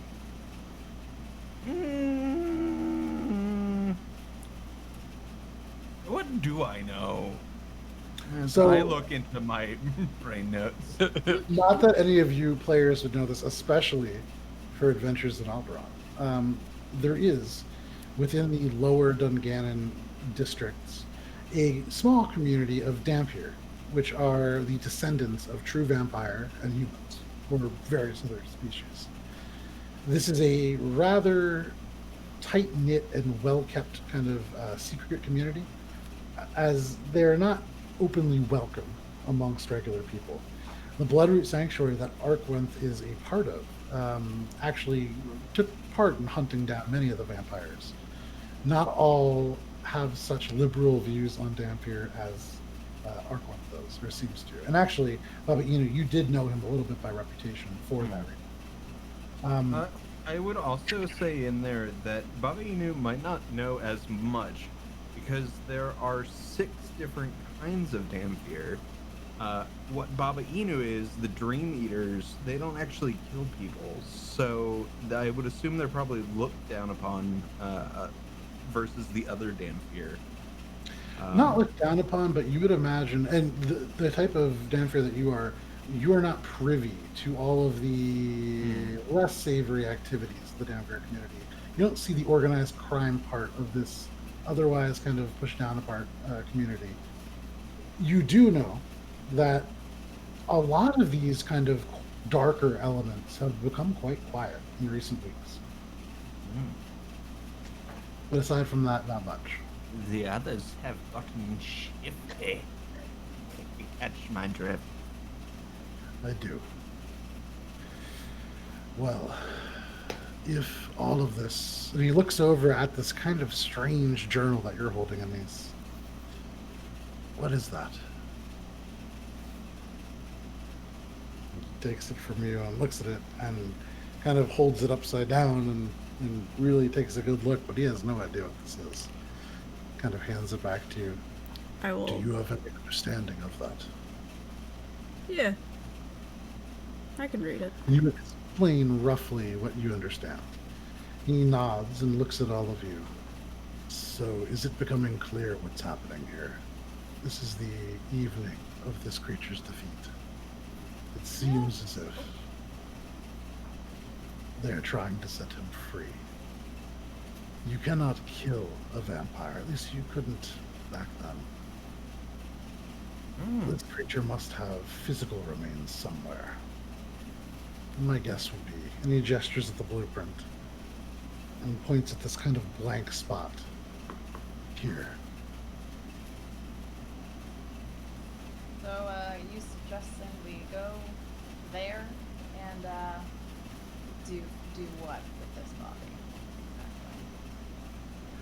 He pulls out the same blade that you saw. Long, kind of, you would imagine functionally, it's kind of a short sword. Fantastic jerk. You see the edge kind of silvered as he pulls it out. You would remember he plunged it into this other vampire, which then turned to white ash. We'll deal with it properly. Hey, is it the same ash that was on the pigeon? Very similar. Oh. The librarian might not be around anymore. What makes you say that? I saw some ash downstairs. He nods and says, I will look at that on the way down. But typically, if a true vampire He looks at you, and I'm not so sure about your kind, but they cannot touch daylight. That will. Oh, we can touch daylight. We can also die quite easily too. Doesn't take much. You see a little bit of a smile across his face. There are differences.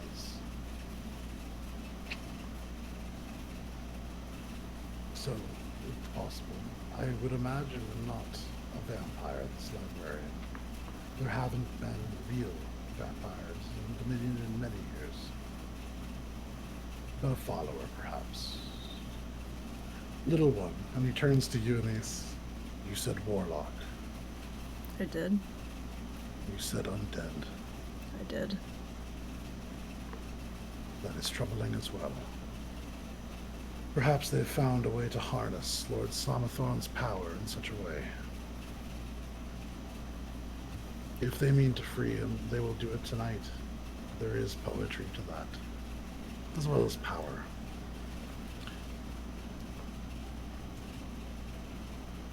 So we should probably go. Yeah. Do you ever wait into the library? The door. No, it's not like locked. Looks across, looks at particularly Solwyn with this. Or no, Solwyn's downstairs. He's going to gesture back behind him and say, "We have Solwyn for that." Okay, I'd probably give him that knife too.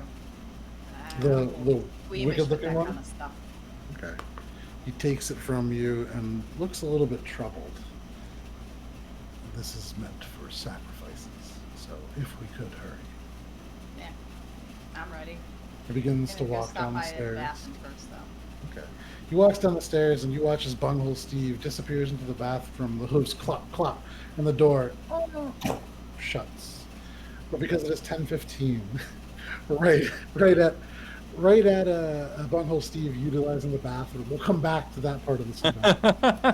We're going to step away for a quick break, just a quick 10 minutes. You'll notice, or roughly thereabouts, you will notice in your right-hand corner, as the art kind of streams by, this beautiful art created by artists like Sophie Bischoff and Erica Volova.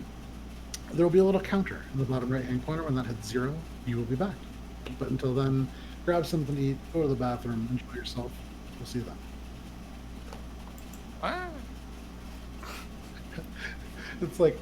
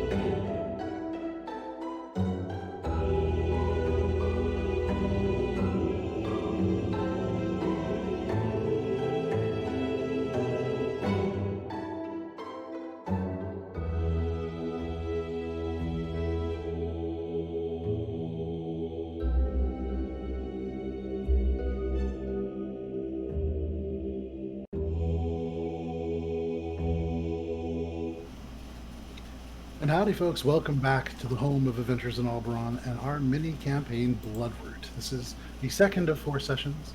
You'll notice we were joined. It's kind of hard to see them, but Drew, our guest player there. Oh, there they are. Ah, hello. You're so far away before. Drew playing the elderly Baba Inu, a gnomish Dampier shadow monk. Oh, gosh. Sorry, I've been drinking seltzer. Really. Whew. Glenn, you guys gotta meet Loki. Loki, wake up. Oh, He's shoot. asleep. Aw. You look Sweet so, Loki. look so calm. He's the calmest dog there ever was. That's fantastic. Everybody needs a calm dog. So, aside from Drew, we have our players, Allie, Miles, and Tina. I am Joe. I am your DM for the evening. So far this evening, our group began in Calessian's Golden Exchange. Tina, as Anise Ironfoot, you were able to peruse some of the more restricted items and managed to convince him to part with a cape that allows you to walk. Sort of. You haven't used it yet, so it's kind of unclear how that functions. And then you also have a jar of silk-like strands that, when spilled onto a map or something, will show hidden things on it. You all went from the shop through the various streets of Dungannon, where this Daybreak or Daylight Festival is occurring. Paper lanterns floating by, beautiful, I keep saying beautiful smells. These delicious smells, these gorgeous smells, just aesthetically very pleasing smells, aromas wafting from various stalls, foods of this festival. You passed Blizztee's stall, and the what's it called here? Man, I wrote all this like yesterday. This is a really rough week. Blizztee's Liquid Menagerie, where these black painted bottles can be bought. Kind of a random selection of liquors and a few potions. The only one of you to win this little game was Bunghole Steve, whose eyes now shimmer with a little bit of almost like a glittery eyeshadow that seems to shimmer even in the dark, giving you dark vision as well as disadvantage on perception checks, as every light that you looks at now glows like a little sun, similar to the glasses that you get at New Year's. You all made your way up and through the dark streets and to the entryway to this house where Arkwin, the member of the Bloodroot Sanctuary, and a vampire hunter of sorts, was awaiting you. You investigated this house and found that it had been visited by Lorelei, his partner. She had left this very valuable shovel to her in this umbrella stand. He told you she wouldn't willingly leave it behind. As you investigated across this house, you found broken glass and torn drapes. But most interestingly, up in the attic, you found a veritable shrine to this vampiric lord Samathorn. Ignatius Samathorn, the last true king of Dungannon, the Bloody Baron, the father of night children, this figure of ill repute in history. You found evidence that this individual is attempting to break arcane bonds, which may be similar to those holding the remains of Lord Samathorn in place. You found the blueprints to this library, the Dungannon Private Library, the only one in the entirety of the city. And it is there that you now travel through these dark streets. So, probably getting close to 8 or 9 o'clock at night now. You begin to make your way back through the festival, having to cross over, not quite back to where Blizztee is, but then turning up and around. You'll have to begin to descend into the lower part of Dungannon. Is there anything that you all wish to do on the way? Is the cat gone? The cat is still there, kind of slowly regain its trust, and it will come back to you, and you can pet it if you want. Yeah, I'm gonna. Goodbye, cat. It looks up at you. You see, kind of confused. The head turns, the whiskers move, and it lets Fluffy out a bustle little. ball. Meow. You all come Go down. over to Rich and then hand the bottle back to Baba. Be like, oh, here, you still have some left. No. You hold on to it for me. Okay. And I'll just sort of like awkwardly walk with both hands like this. Okay, you do so. I'm gonna offer everyone a chocolate. Because I'm pick- so damn nice. I'll take a chocolate and then again throw it over.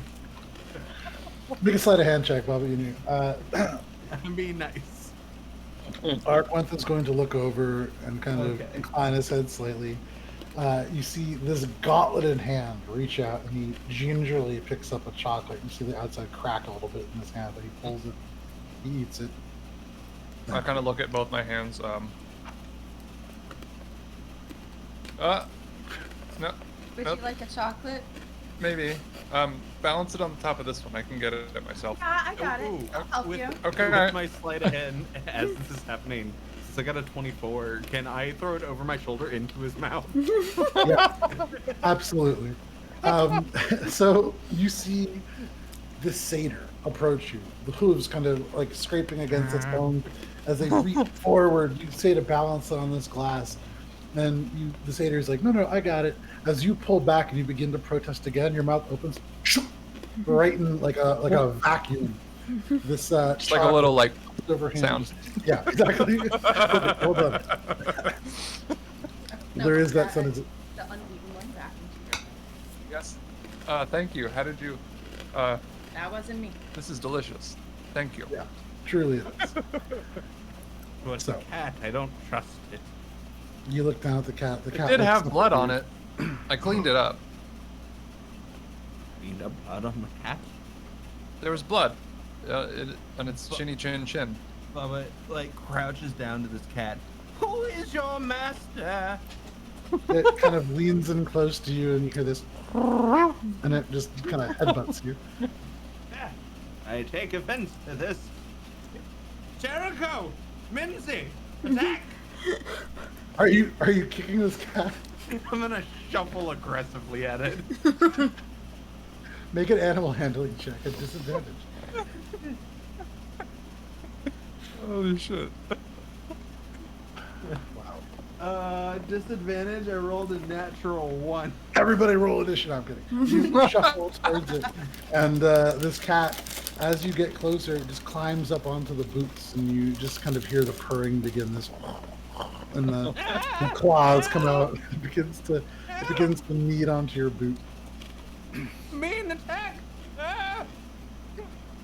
I'll go over and just like, all right now, bustle ball. No, and I'll just like shoo him off.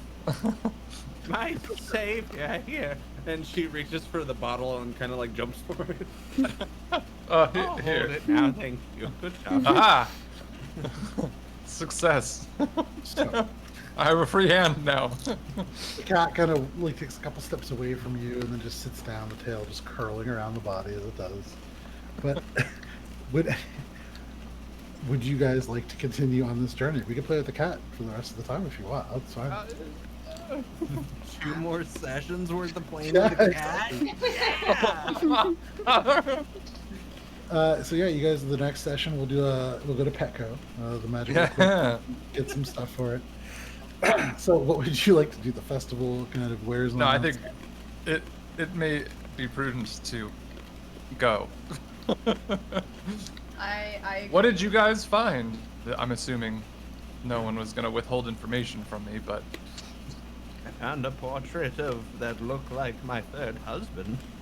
aha. I found a bathroom. Oh. And then I look over at Annis. Stuff. Ah. You see, begins to chew on this wad of gum. Oh. Wait, guys, we still never investigated the blood, but like whatever. Arkworth nods and says, "We found plenty, and we'll explain it on the way. Come." And he Let's steps go. out the door. Let's enter As- this convenient transition scene. And as you walk, the camera follows you through the festival, and you see Arkland's hands move as he clearly explains what you all found to Selwyn. Right. Perfect. As the camera drifts back, you actually watch as about 15 feet back, this little cat follows you now. Perfect. Or actually, very specifically, follows Selwyn. Yeah. But I gave it attention. you begin to walk. And as you do, is anybody doing anything on this walk? I don't Is- trust the cat, People so I'm watching, gonna, I'm saying hi to the locals, same thing. Okay. I don't trust the cat, so I'm gonna climb up on Solon. I'll be like, oh, again. Oh dear. keeping an Try eye not out to for... spill while you're up there. I am shaky. Oh, And dear. he just shakes the bottle. You see the liquid like slosh just almost to the edge and then settle down. Yeah. You walk. Bungle Steve, make a general charisma check. Just add your charisma modifier to a d20 roll.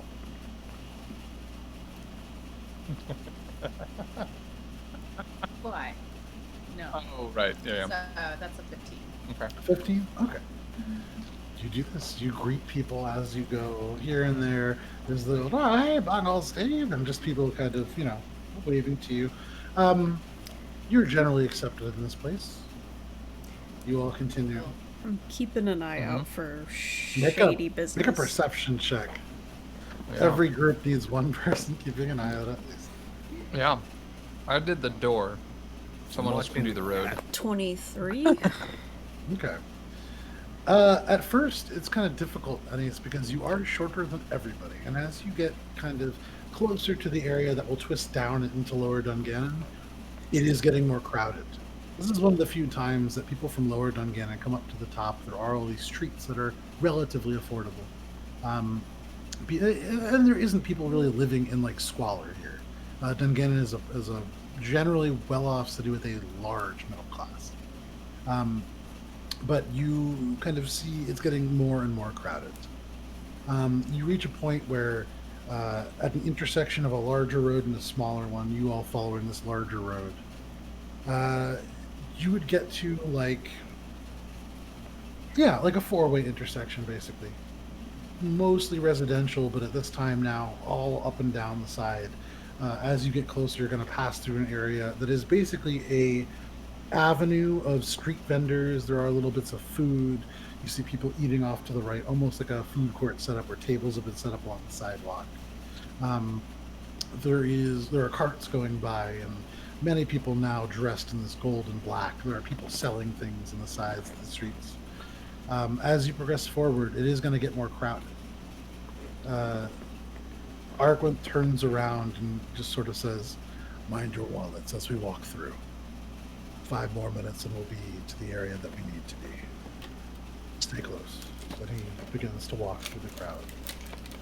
Denise, you should climb up here. There's better vantage.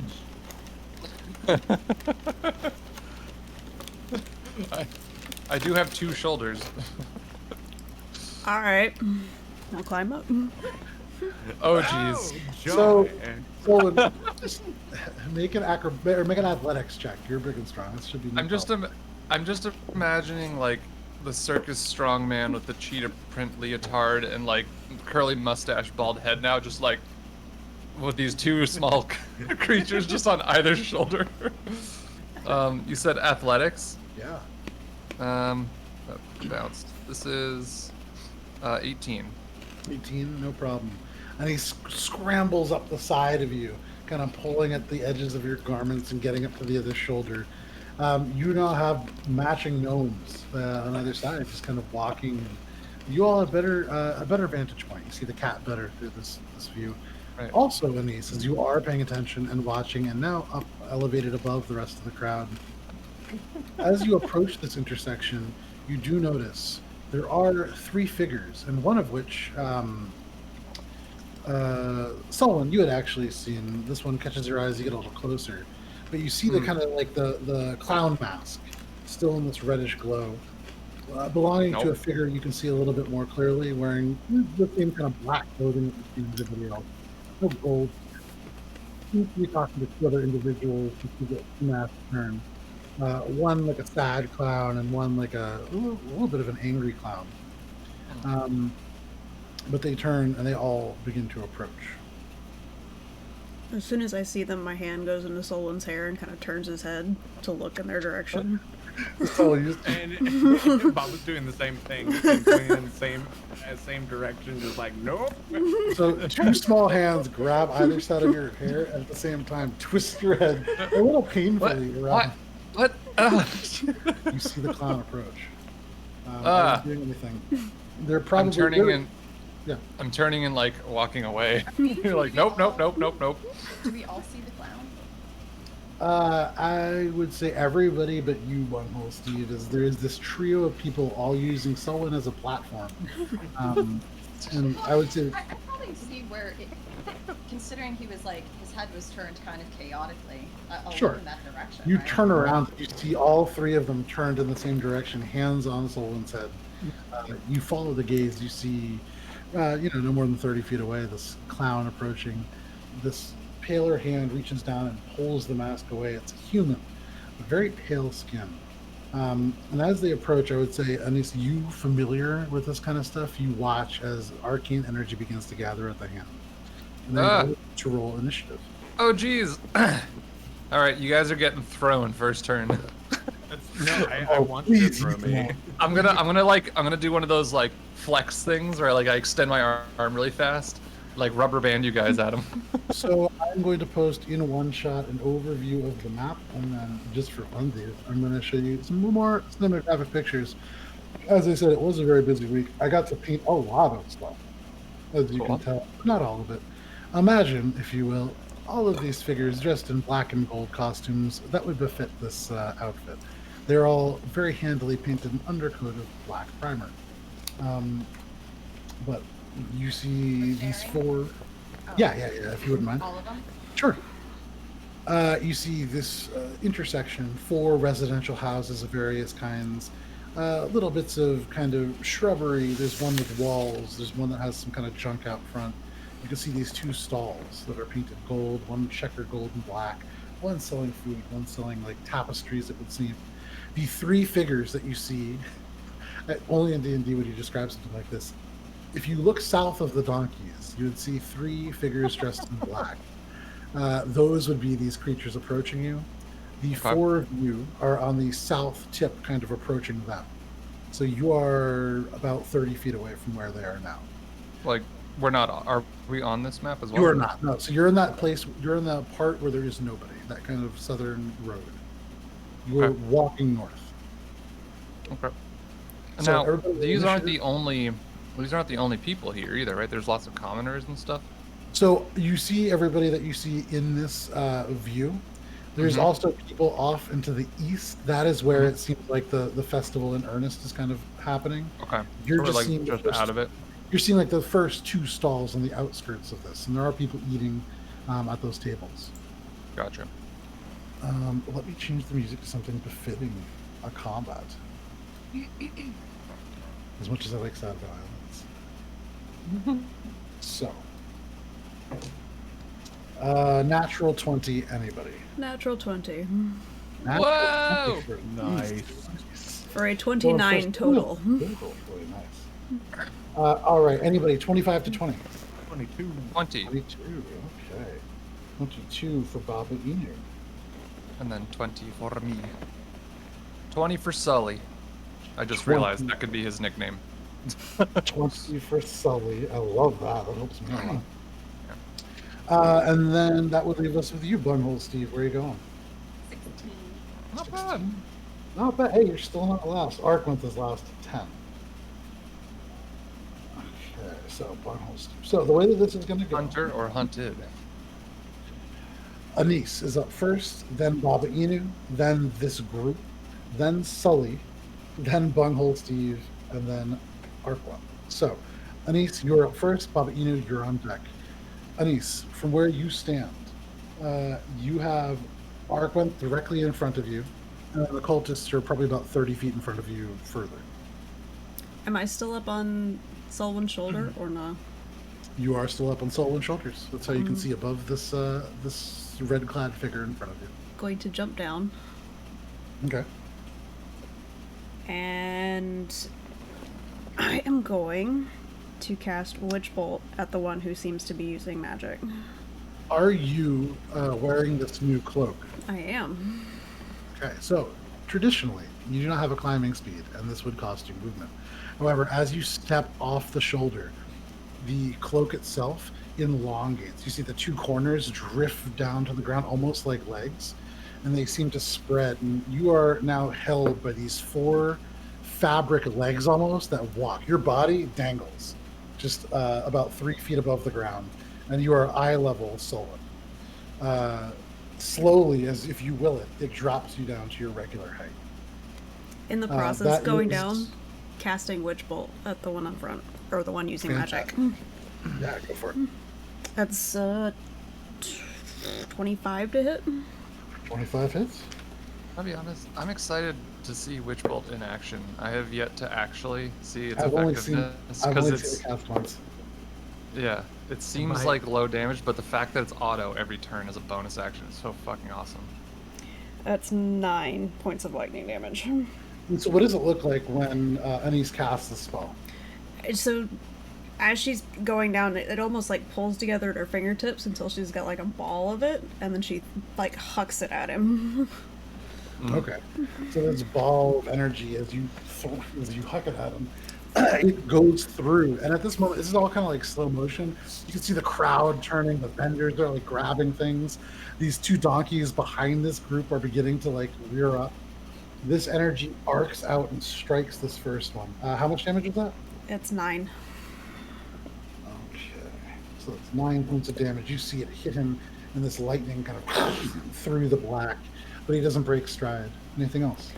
I'm also going to like partially tuck behind, so I'm hiding behind Solon, if you will. Okay, so you drop right back 5 feet behind Soul. Using him almost as a shield. Sure. Sure. So you get over to the side of the street. That is your turn. Baba Inu, you are up. What would you like to do? Baba Inu looks at these wonderful people with masks. She goes, mm-mm. And she spits in their general direction, using 2 key points to cast darkness on his mask, which would envelop all 3 of them. Okay. Suddenly, as you spit, this little bit of spit into this dome of darkness, and it seems to envelop them. Shall we get out of here? You see, just on your shoulder, Solon, this little gnome asks, but in front of you, there's a dome of darkness. It encompasses the donkeys behind these creatures. You hear terrified whinnies, and you hear the 2 people in the cart drawn by these donkeys begin to exclaim. We'll get that. I guess we're going to add the donkeys to the initiative. The so poor let's see. 1/8 CR stat block. No, not even. Is it just a 0? It's a donkey's like a furniture item here. Okay, so that happens. The darkness. Are you moving anywhere, Bubba? I'm gonna stay right on the shoulders until You cling to Sloan Sloan shoulder. figures out what That he's brings doing. us. That brings us to these creatures' turns. So, the first one is going to step 5 feet forwards. You can see this woman who was buying one of these tapestries. He is going to lash out. You see these claws, unnaturally long in the But we dark. don't, right? I fear There's most darkness. do. Bunghole Steve. So in this area, because of the lanterns that are all around, there is a fairly dim light. You can see, I would say, in this distance, the long claws. But I meant the darkness spell, right? It's not. It's not Right. crazy, so. No. No, It but it's does. a 30-foot radius. Like 15. I'm so 15. used to- Sorry. I'm so used to you being able to see in the darkness as Heinrich. No. Yeah. So yeah, none of you are able to see this, except for are you able to see this, Papa Inu, in the darkness? It is magical darkness. I don't believe so. I don't believe Okay. even the caster can see. So none of you Yeah. see this happen, but you hear a woman shriek in the dark. That is one of their turns. The other person is going to do something in the dark. You see in the darkness on the top parts of this dome 2 what looks like cracks in the sky itself. The air shimmers and seems to shatter, and you watch as areas of this of reality seem to bend as something steps through. That is the other one's turn. What? And then Oh dear. the third one is going to, yeah, why not? You watch as at the edges of this darkness, little wisps of tendrils of smoke perhaps seem to move. Baba Inu, for you, there is something troubling about these little wisps. There's an undead nature to them. But that is all 3 of their turns. That is going to bring us to next person in the order. That's me. Sully, you are up. Bunghole Steve, you're on deck. You said run? Okay. I'm the steed now. So I'm just gonna. Which direction were we heading before? You were heading north in the direction of these So- individuals. Okay, so is there a way to cut around the darkness? Yeah, so if you look at the map, the top stall, you can cut around it. The darkness envelops half of that stall. you Okay, so I kind can of go to the spread around right, the kind outside. of. Yeah, absolutely. Okay. So yeah, I'll just take the dash action and be Okay. like, this doesn't seem like a good place to fight.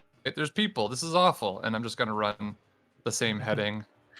So Little tap on you, the head. Now you're thinking. Yeah, just gonna like run around basically.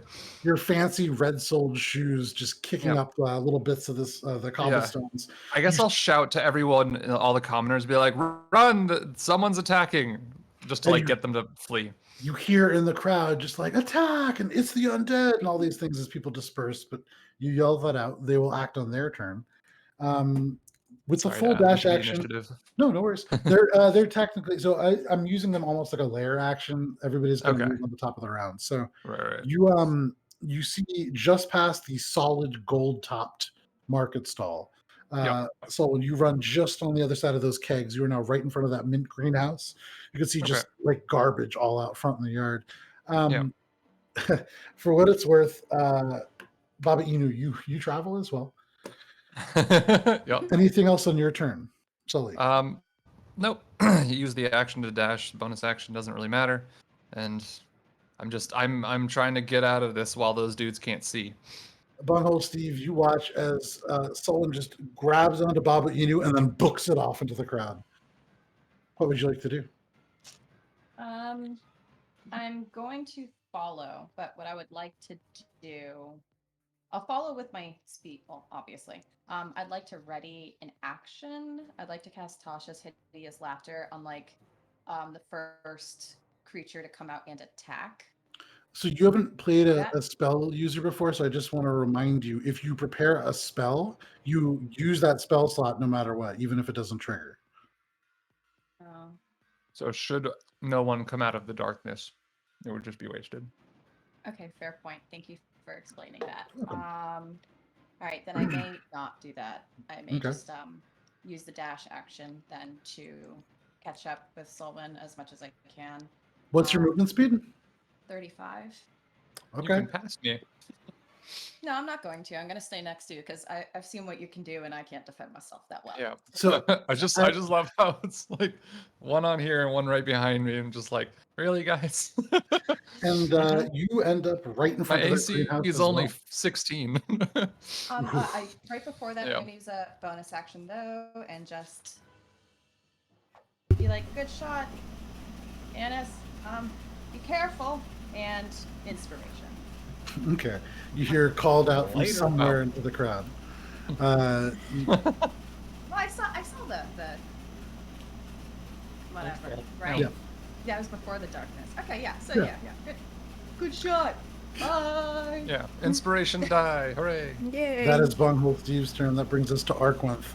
You see he What is it? begins to draw the Okay. sword, but as the rest of you just dash out, he's going to sheathe the sword and begin to run as well. 5, 10, 15, 20, 25, 30, 34, What are 40. you thinking with your new? He is right behind you, Bunghole Steve. That is going to bring us to the top of the initiative order, which is going to be all of them moving. So this guy, 5, 10, he is off the map. You watch as this performer right next to you, Bunghole Steve, nods at Solwyn, who's saying to get out of here. He runs. This fishmonger on our way home from work tosses the fish on the sticks to the side and books it out of here. The merchant is going to book it out as well. You watch as the street just kind of clears. The only real issue is these donkeys who are now going to stampede through the darkness. It's a saving throw. Run them over. I mean, I love it. okay, they rolled a 3 and a 7. So in the darkness, these donkeys collide. You hear like pinged, like oofs as these guys are kind of knocked around. Perfect. They're taking donkey Beautiful. damage. Donkey damage. Beautiful. And one of them was the guy that already got hit, so he's actually That's that funny. sucks. Beautiful. So yeah, these donkeys come through, and with their full movement, Donkey's coming through. Anise, where you were standing as Solwyn takes off, leaving you entirely exposed, suddenly from this dome about 10 feet in front of you, in slow motion, it takes a little bit of the darkness from the dome with them at first, so it's these smoky black stallions that emerge like these riders of the apocalypse, and then it away, and it's these two terrified donkeys running with this cart like careening behind it. You see the feet as this guy is thrown from it and back into the darkness. Make a dexterity saving throw as they're about to overtake you. Oh. He's a roach. Yeah. I also have proficiency in it with the cloak, which is doubled because I have it. Yeah. You have expertise in this. Yes, I do. Jesus. That's... Oh, that's a lot of numbers. 23. 2 double digits. 23. So you watch as this bursts from the smoke. This dramatic moment happens, and you look up, and suddenly you watch as these donkeys disappear beneath you, and the cloak stretches down, pushing you up almost 12 feet in the air. You dangle your little body, and the donkeys just run beneath. They disappear off the south part of the map as they're able to travel almost 90 feet in the round. That is their round. That brings us to the top of the order. Anise, what would you like to do? For my action, I'm going to maintain my concentration on Witch Bolt, which is going to deal another d12 of damage. Go ahead and roll damage on that now, because I think that happens at the top of your round, I think. Yes. And that's Better concentration on you guys. 8 points of damage. Okay, 8 points of damage. You can hear in the darkness this crackling still occurring. And bonus action dash to do my best to keep up with Solwyn. What's your movement speed? 25. So I believe with the cloak. Oh, is the cloak just 25 of climbing? Yeah. Let me see here. Depending on how Yeah, you just want to give word the it. climbing speed equal to your walking speed. Okay, so yeah, this still high up in the sky, the cloak begins to step end over end and carry you, dangling above the ground. 5, 10, 15.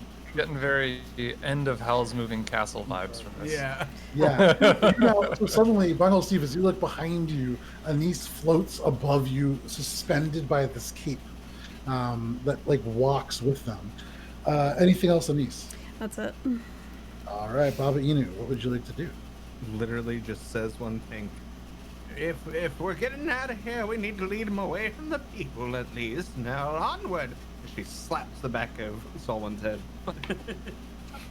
Okay, that is Baba Inu's turn. That brings us to their turn.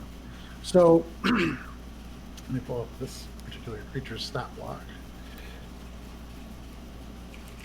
Because what's nice, at least, we were all in one spot. There was darkness, and then they didn't see us as we ran away. So hopefully, my thinking is they emerge out of the wrong side of the darkness. I love the enthusiasm and the positivity. However, on their turn, within the darkness, you hear this, and from within, this huge ape-like creature tears out of the darkness. He cannot see in the dark, and so he's Drew, roll a d4 for me. Oh. Don't roll a 1 or a 2, probably. I rolled a 2. So suddenly, this market stall directly behind you and to your left, Solwyn, is obliterated as this Balgura just tears through the darkness and out. It stomps this thing completely flat and gets to within base contact with you quite easily. Baba Inu, you turn to your left, and the huge mouth tusks down this massive hairy body. This thing is about 10 feet tall. Comes stampeding towards you. Stomp eating, I like Stomp eating. We might have to kill this. it. Oh, this one might. Yeah. You might be able to, it is going to take a multi-attack that is going to be a bite and 2 fist attacks. So as it snaps, There, who's it? Who's it? it is going to attacking? attempt to bite Baba Inu. Oh, jeez. Wait, is Baba- it within? Is it within 5 feet? It is. Oh, okay. I'm gonna use maneuver brace, Okay. which is a reaction. I just make a And- melee attack with the bonus dice. Okay, so do that. Hold on to what happens for a second. So this bite, that is going to be a 16 to hit, Baba Inu. Misses. Misses. So it snaps forward, and you manage to like scamper to the other side of Selwyn. Selwyn, the teeth snap right next to your ear. It's loud. It seems to roar, and it swings with a fist at you, Selwyn. I'll beat you. That is a 14, which I believe misses. Yep. And then the second fist is going to be even worse. That is a 13. So just Okay. into the wood, the stall, you duck, and the little bits that were remaining are smashed into splinters that scatter across you, Bunghole Steve, and you and Nice. You see Arkwith like pull his hand up to shield his face from it. That is that creature's turn. So It yeah, is the now- brace reaction, I get to. Oh yeah, so go ahead, roll that. Yeah, which should have happened before it went, but that's fine because it doesn't Yeah. make a difference. It's not. It's just damage. So that's a 25 to hit. That hits. Yeah. Okay. For a total of 23 damage. All right. So as this Slashing thing matters. like slams down, the wood splinters, and you take this moment to thrust through. Yeah. Bring the blade up and kind of an So arc. basically, yeah, it was just an immediate like, sorry, Baba, excuse me, and then just like double hand from the roof stance, just slashing down. So Baba Inu, you see the massive teeth of this thing close around and snap right in front of your face. You pull back to the other side of Selwyn, and suddenly Selwyn's blade right past your face as it comes hate down this. and like strikes across the chest. You see the fur like kind of torn a little bit, and this creature seems to not even notice, but it does do full damage. This thing is furious. You see anger in its eyes, and you can't really make it any more angry than it already is, you can imagine. Right. That is your reaction. That is its turn. It is now their turn. So from within this dark, they do not emerge. The cat fault, realistic. Selwyn, as you are the That's the cat. closest. Yeah. Where did the you're- cat go? The cat? You know It's what, somewhere. I do have a cat miniature. It's not here. Well, don't put it on the battlefield because that means it's in danger. But I'm gonna put it where it is. I'm in danger. It's hiding in the yellow house, or the darker peach-colored house. But so Selwyn, you are going to be taking a variety of attacks. From out of the darkness. Yes, and they all seem directed at you in a way that makes you think that they can see just fine. Okay. Ooh. Something about this pact of the Undying that they have seems to be helping them out a little bit. Maybe an Eldritch vacation. Who knows? Who knows?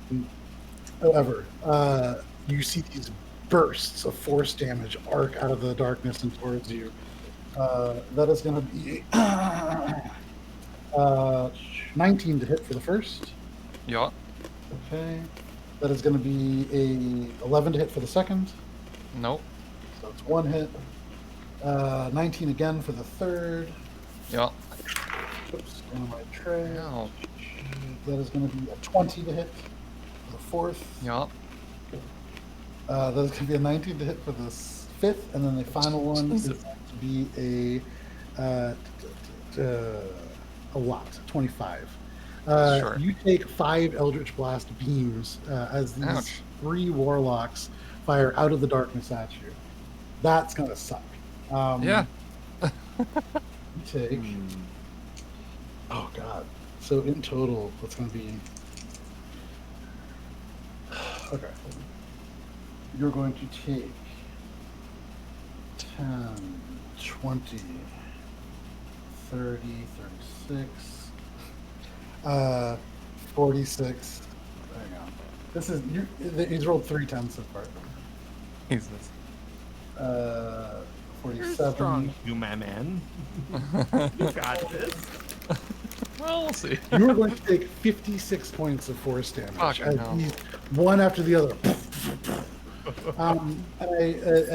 For what it's worth, no pushing occurs, no extra damage, but it is a lot.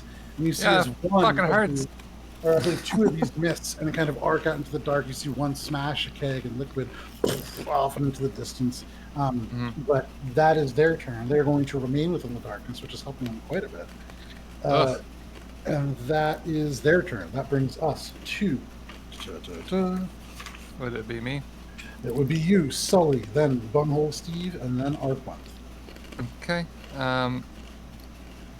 Just off the bat, second wind, bonus action. Sure. Bonus action, second when you take a deep breath and kind of get ready for this thing. Yeah. You kind of pull your will together, your experience in these fights, and Yep. this is nothing for you. Sure. So heal for 16.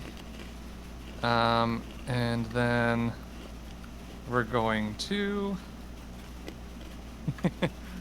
fuck it, I guess, right? We're gonna do a fainting attack against the gorilla, Okay. which I expend another die and I get advantage. So the sword goes from, like, I just brought it down over my head and it's down low. And so the feint attack is I'm gonna motion like I'm gonna swing it up, and I'm actually just gonna do like a 360 and like bring with all the weight down around the other side actually against the gorilla. Okay. So that gives me advantage. Oops, that fell off the table. No Jumanji. Oof, good thing I got advantage. Okay, much better. That is a 24. A 24. hit. That absolutely hits. Go ahead and roll damage on Okay. that. So 6, 4, 10, 16, 21 points of slashing damage. So you bring this sword up in an arc, and as you do, all of you can hear this as it like turns, and you, this massive blade, are able to turn it on a dime.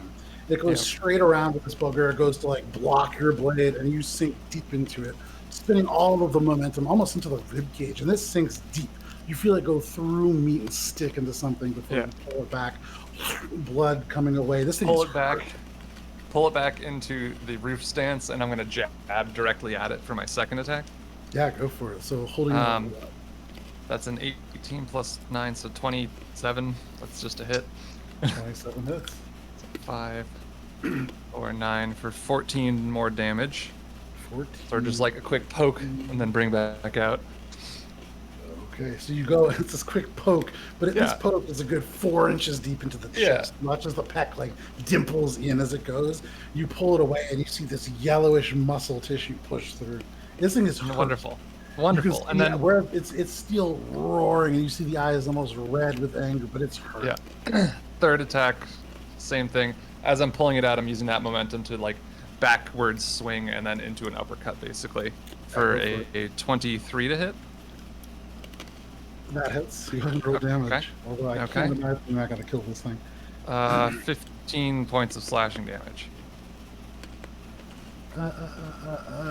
Yeah. So as you pull it away, you said you were going to what? You're going to. It's sort of like as I pull out, the momentum of that turning with the blades pull out and then swing around another 360 the opposite direction of the first one. Down, up, uppercut, like cross slash basically. So Baba Inu, all of this is happening like directly. You're just like, face. what? You're like moving to the side. There's a part like it comes down and you like into shadow and it goes straight through you and you reappear. You're just barely dancing by it. But you Biggest watch. grin on Baba's face. She's like, this one may be number 14. The world shivers just a little bit.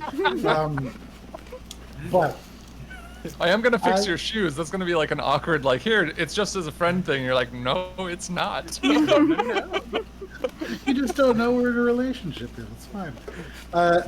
So you carve into this thing, slashing at it and pulling back. It roars, hurt, these like blood-soaked eyes. And as it draws back to strike at you, you sink deep straight into the chest, and you feel the sternum crack under the blade, and the skin begins to fall limp across. The whole thing loses shape before it becomes just this pool of blood on the ground.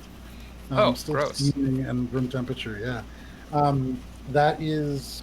So Anything the else? 3, yeah. I mean, is it dead? Yeah, absolutely. Okay, cool. Well, I don't know if it's whatever. If it turns into a slime and then attacks my ankles and my nice shoes, I'm gonna start running north, just like the same direction before. Okay, you're glad that your shoes are red on the bottom because they certainly would be now. You splash through and going north 5, 10, 15, 20, 25, 30. You get to the very edge of the map. You're right on the edge. Cool. On the sidewalk. I guess I'll hug the wall. So should there be a way to like duck in, to like get out of line of sight, because That So hurt. you're back to the window, and you look over, and you see this little kid, his face pressed wide, his eyes wide, big smile, like 4 teeth. Yeah. This is awesome for him. You hear, like, muted through the glass, oh, cool. But that is your turn. That brings us to Bunghole Steve. You watch as this Bulgura is just ravaged in front of you, and then into blood that just, it's like buckets of blood that just splash across the cobblestones. Well, that's a lot.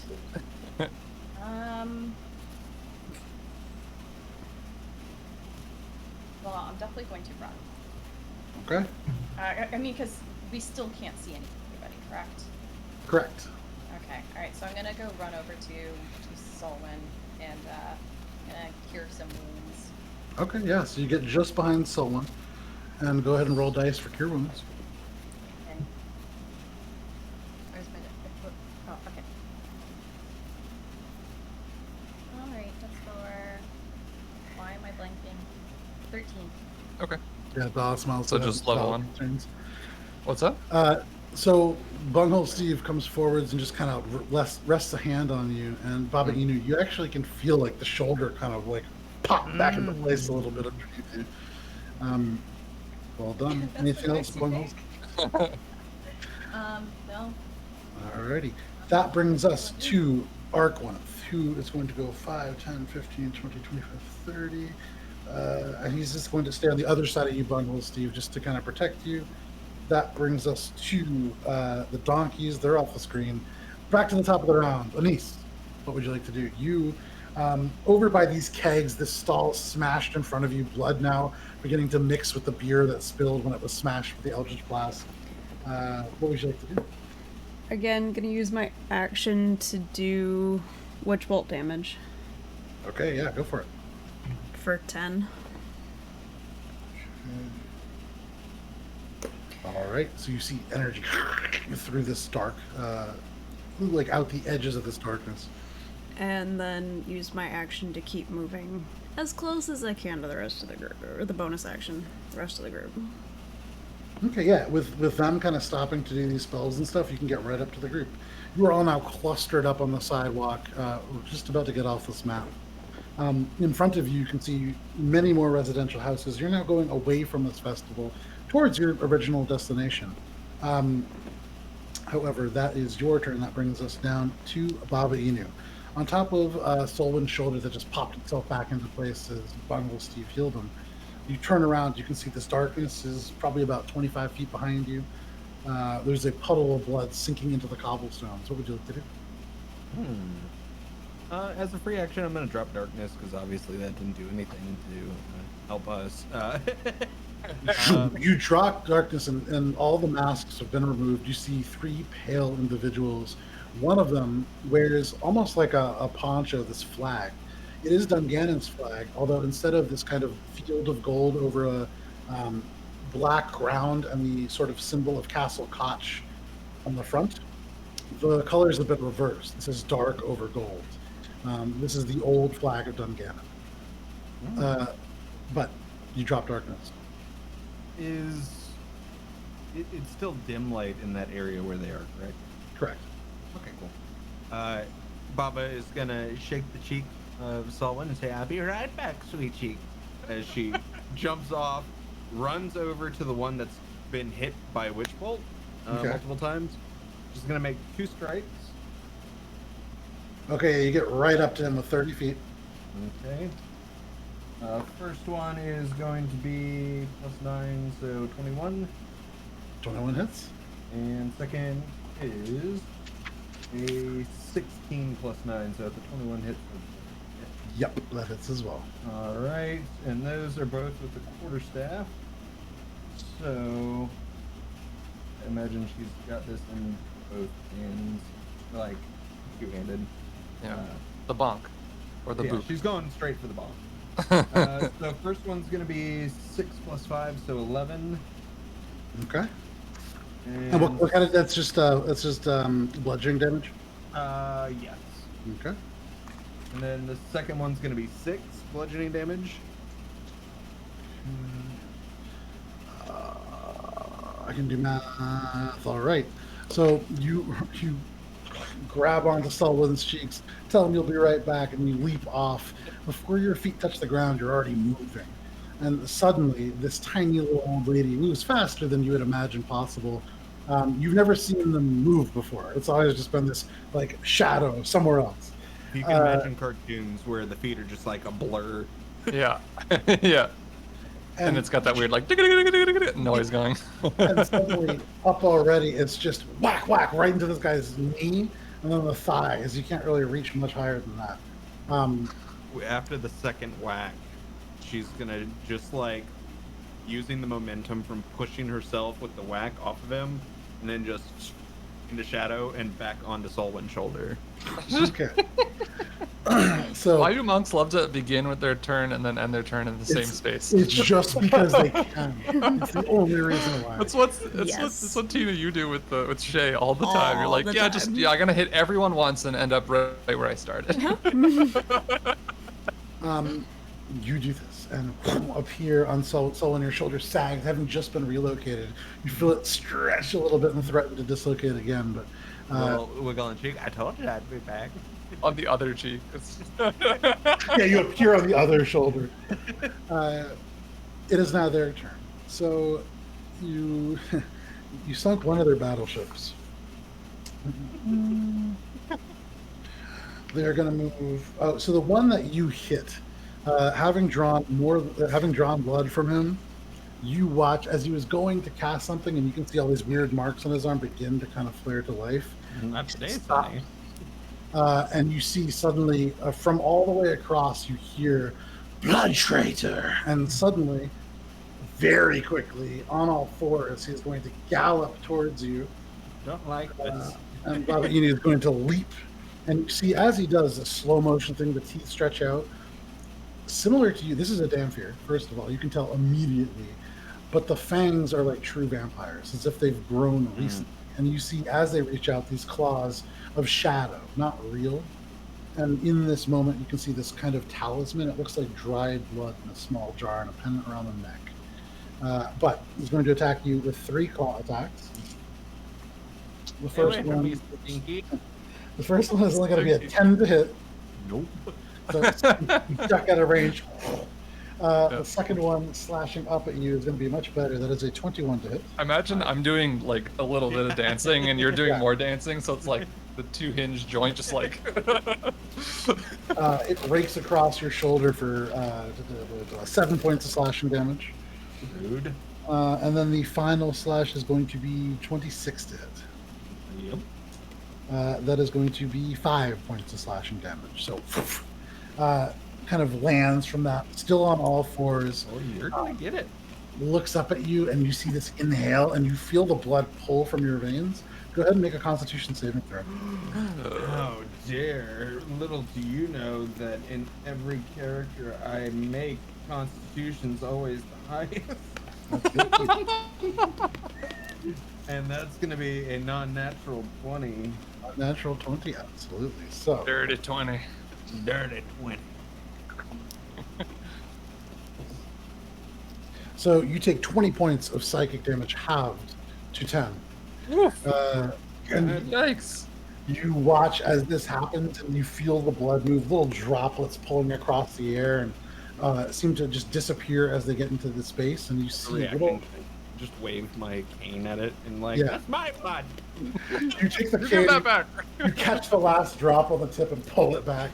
But you watch some of the injuries kind of stitch itself together just a little bit. That'd be me. That is Yeah. it in turn.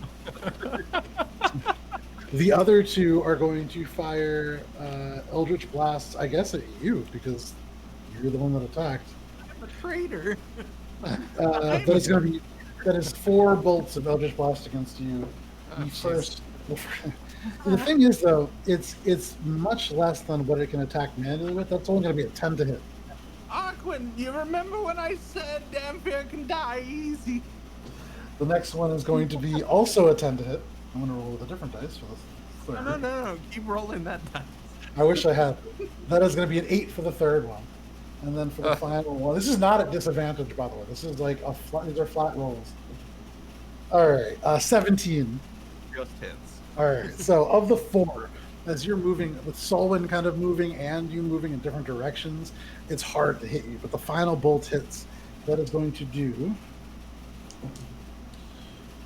13 points of force damage as this one bolt kind of strikes across. Solwyn, you feel this small gnome kind of stumble across your shoulders a little bit before catching the balance. That is their turn. That is going to bring us to 14, save me. Sully. What would you like to do, Bungle Steve? You're on deck. The one that's in front of me is right in front of me. So, no, no one hits Baba. That's not nice. And so I'm just, so I'm just gonna. What's up? Papa will remember. Yeah, Baba likes that. So the first attack of 3 directly on it, the Yep. one in front of us. Absolutely. Ugh, boo. That's gonna miss. 13. Yeah, that misses. That's fine. Second attack, so that was from a off. That wasn't a stance. That's why I wasn't prepared for its speed to get up in my face. So I was like, oh shit, I'm not ready for that. So Yeah, just you like a quick gotta swing. Yeah. Yeah, quick swing and then across, bring it laterally back. That will probably hit for 26. 26 hits. Okay, for 14 slashing. Okay. You slash across the thigh and you watch the leg give out. This creature kneeling now looks up, hisses again, Yeah. still up. Bring it up and around and down onto its head, or attempt to. For, oh geez, 1 shy of a natural 20. So 19 plus 28 to hit. Yeah, that is.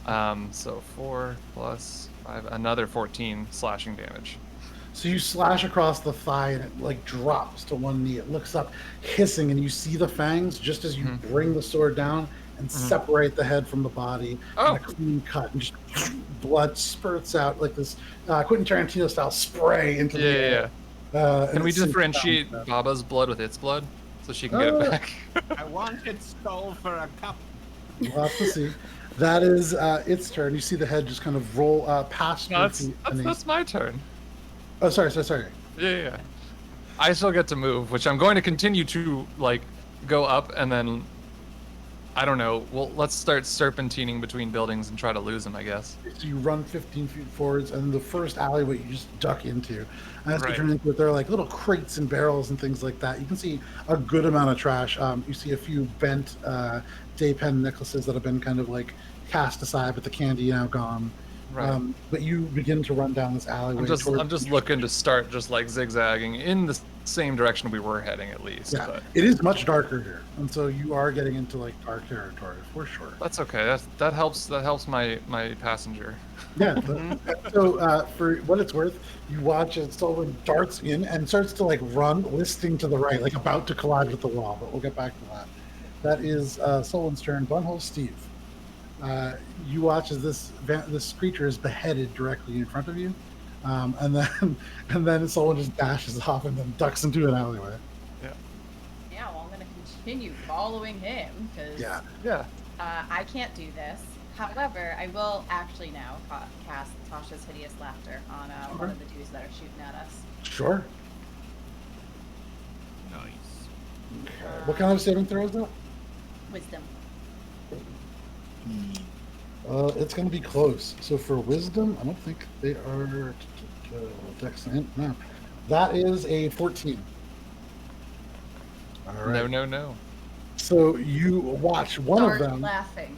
This one, it's a. He's bald, laughing at his beheaded friend. It is a bald. Like, oh, that's fucking male- hilarious! It is a bald half elf. You can see the eyes a little bit bloodshot, hissing and beginning to move forwards, getting ready to cast a spell.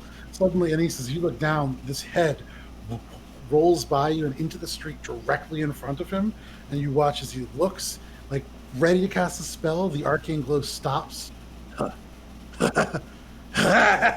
And he just falls to the ground, beginning to laugh at his dead friend. That So fucked up. anything else, Bunghole Steve? Or are you just following Sullivan into the alley? I'm just following. Okay, you run and into the alleyway. Suddenly, right behind you, Bunghole Steve appears. Arkwent's turn. He's going to do the exact same thing, following all of you. Donkeys don't exist anymore. Anise, you are now up. You watch this head roll past you, and this creature start to laugh. There's only one left, kind of glaring at you. What would you like to do? Is that the one I have Witch Bolt cast on? It is not. So the one that you had Witch Bolt cast on is now dead. Okay.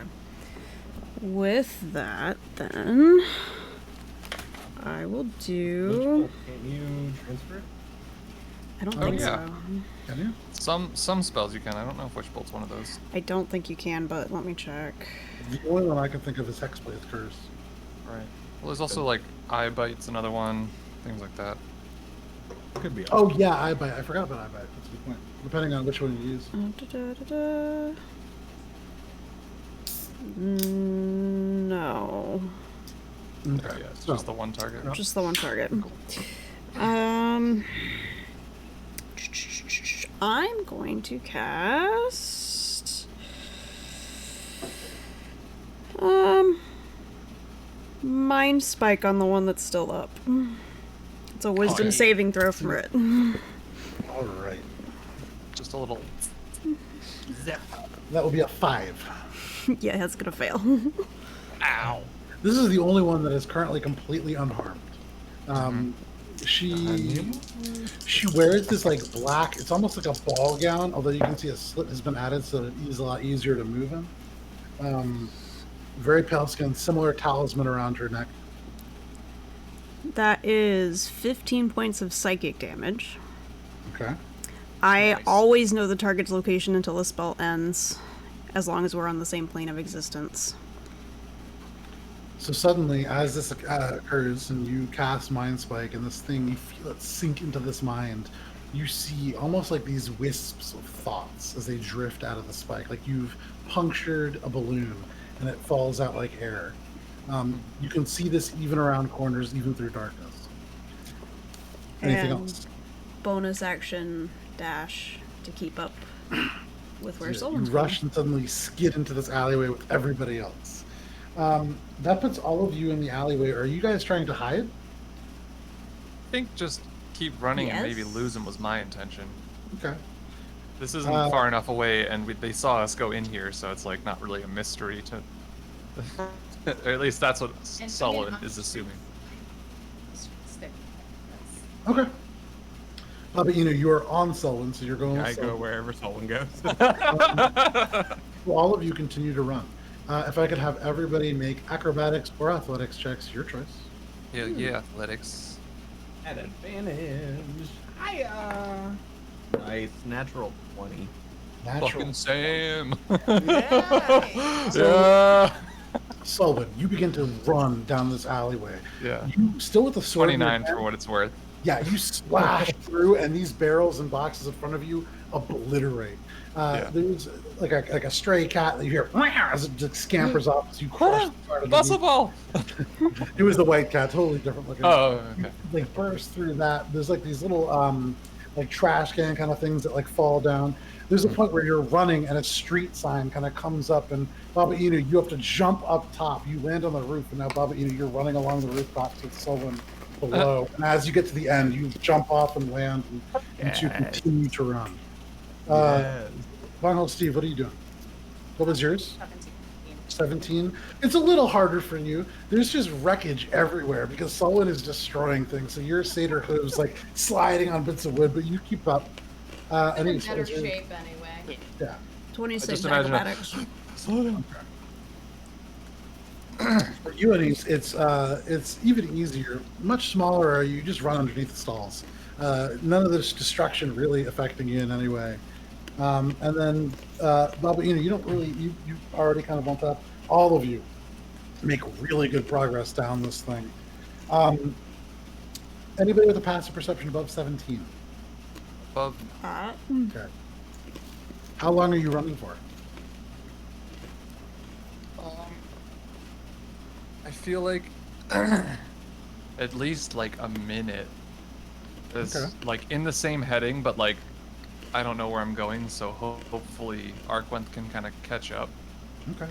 You know what I mean? I'll like follow his lead if he's fast enough. After this initial burst, you stop destroying quite so many things, now slipping through and leaving less of a trail. As you are now kind of like slipping through, can everybody make a stealth check, please? Ooh. Everybody, you said? Yep. Oh, actually, I'm pretty good. Oh yeah, it's my dex. Still not great. 10. Okay. 19. Which is odd that I can hide better than you, but Yeah. you know. Well, I got Baba on my shoulders, and I don't know. Yeah, but I've got. You got a belly. At 23. 27, so I don't think I'm on your shoulders anymore. I think I've like moved in front of your chest. So you're literally hiding, but I am visible. Anise, 23. Are you just standing on my chest? 23. Wow, so 10, 19, 27, 23. But, so yeah, Solon, you just kind of duck down and you like slowly put the sword back, the sword sticking out over the barrel. Baba is nowhere to be seen, kind of like drawn into your cloak, just disappearing completely. You look around, you don't see Bunghole Steve anywhere. Rock You climbing. see like a little so in this alleyway, like a little pen where there's like some goats being kept. You see like a couple of barrels that you see the edges of Anisa's cloak before Anisa's just gone. But some time passes. You wait, So you there's catch your goats. Am I breath. blending in with the goat? If someone were to like look underneath and see goat hooves, there would just be one extra pair. Yeah. It's like, oh, 6-legged goat. That's weird. At the moment, none of you see or observe anything that would immediately point to being in danger, and so I'm going to take you out of combat. All right, wonderful. You can hear off in the distance, slowly, this chaos kind of die down, and again, sounds of kind of the festival resume. This is a lot of violence, but not terribly out of place of late in Dungannon. So when they took Papa's blood. It took a fair amount of my energy too. I'm feeling about half right now. Hold me. Okay, I'll just like pat the button.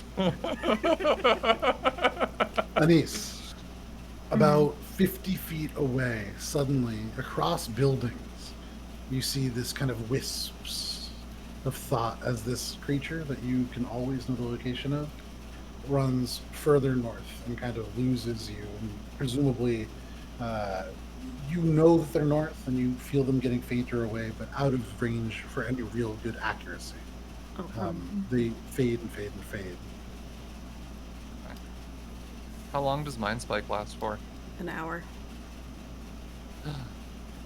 I actually don't know you have that up, but Nope.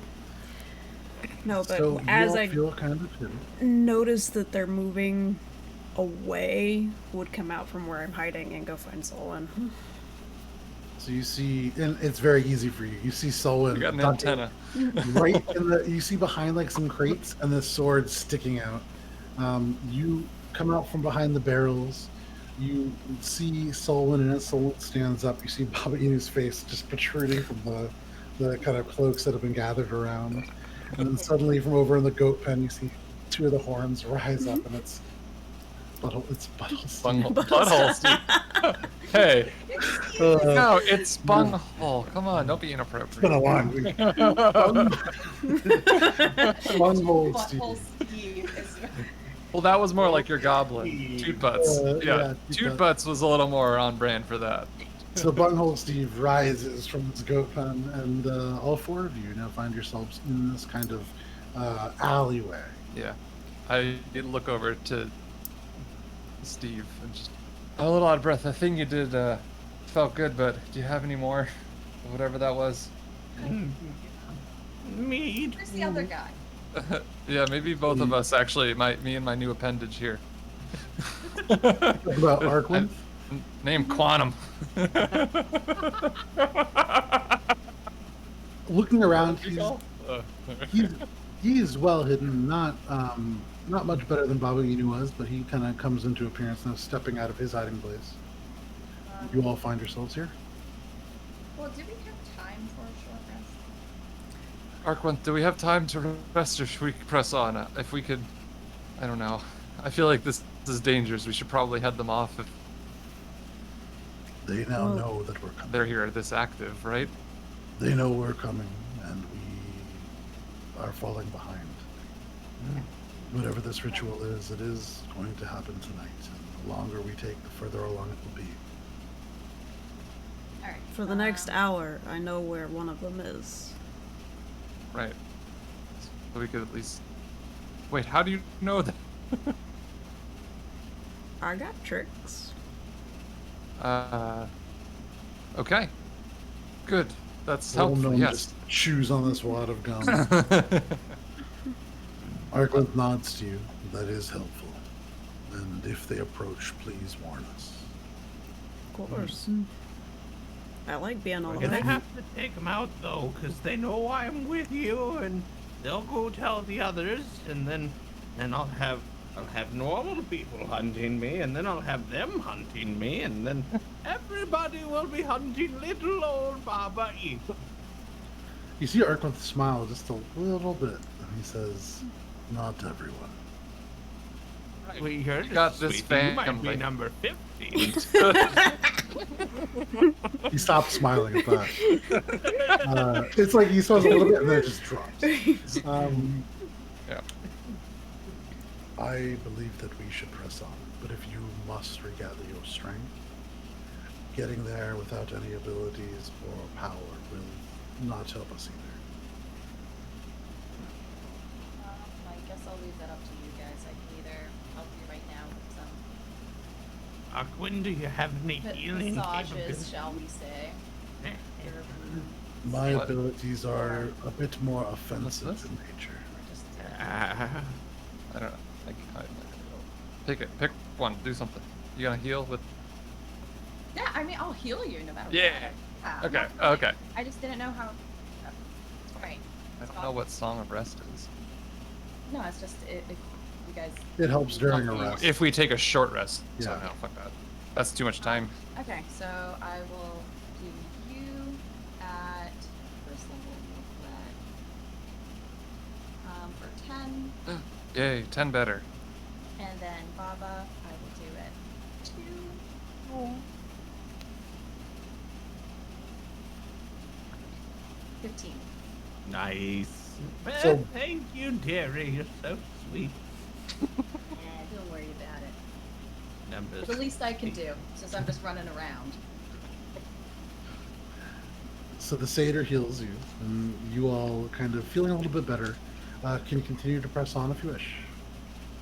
Yeah. Lead. Just kidding. Yeah. Could we go get on a boat and sail to a random island instead? Yeah, I'm ready for it if you want. No, that's all right. But Ennis, you said do you want to do you care to lead? Since I have no idea. Yeah. Anna's just gonna start walking. Right. On we go. You begin to follow Annis as you walk. So you progress through alleyways for part of this, and you stick there just kind of feeling it may be prudent to stay hidden. But after a time, Annis, you lead them back out onto a main street. Not a main street, but an actual street. There are a few people walking here and there, black and gold. They're heading towards where all of these, kind of away from you guys, towards where all the happenings are. But you make your way closer and closer to this library. Eventually, you come across an area where the street separates, almost kind of going down and up. Up leads you in the area or in the direction of where some of you might know the Picket Hill neighborhood, a very wealthy part of Dungannon. But hooking down, you go to a switchback staircase that then spreads out along the edge of this this mesa that Dungannon is built across. So this is actually kind of in the direction of your store. If you were to head north and wrap around the other side, you would get to your shop and presumably the neighborhood that you live in. Yeah. If you hook to the south and then continue to descend, fairly quickly you will reach the region of this library. You see the sides of this mesa beginning to become kind of porous and very limestone in appearance. You continue Yeah. to progress. Yeah. All I right, don't see a reason to stop. fair enough. You follow, following your gnomish companion down. There are many, there are much fewer people here. Not many fewer. There are much fewer people here. And there are stretches where you find yourselves walking for 5, 6, 10 minutes maybe, and you don't see another person. And then somebody will come by, just kind of hustling up, all dressed in gold, trying to like balance a couple bottles on their way to whatever celebration they attend. No, I dropped the bottles of our liquor. Oh. My gimlet! The gimlet now kind of soaking into the cobblestone. Overpriced gimlet. You progress and find your way to this Dungannon private library. It is almost like a cave in and of itself that goes deeper into this mesa, and you see it leads up to these white walls, stone. 2 parts protrude out, and then there are staircases that go to a series of doors, like 4 doors that go into, or that are just behind these. I'm forgetting the word, and we use it so much in this campaign. Pillar. Portcullis? Pillars, not portcullis. So there are there are 1, 2, 3, 4, 5. There are 5 of these pillars, and there are 4 doorways. You see beyond. There is a banner that is draped across, faded, that reads Dungannon Private Library. There are windows, although these have been blacked out, painted black on the inside. So Argwent, it looks like we're here. It would appear so. This door is almost surely locked. So who amongst you will open this for us? Solon, I suggested your brute force method, but perhaps somebody could do it quieter now that they know we're coming. We're reaching I into a have pocket. these. What was that, Anise? So I'm gonna reach into a pocket, and in between each finger, just thieves' tools. Baba is also pulling out these tools. Oh! She said, I have these. I got them from husband number 8.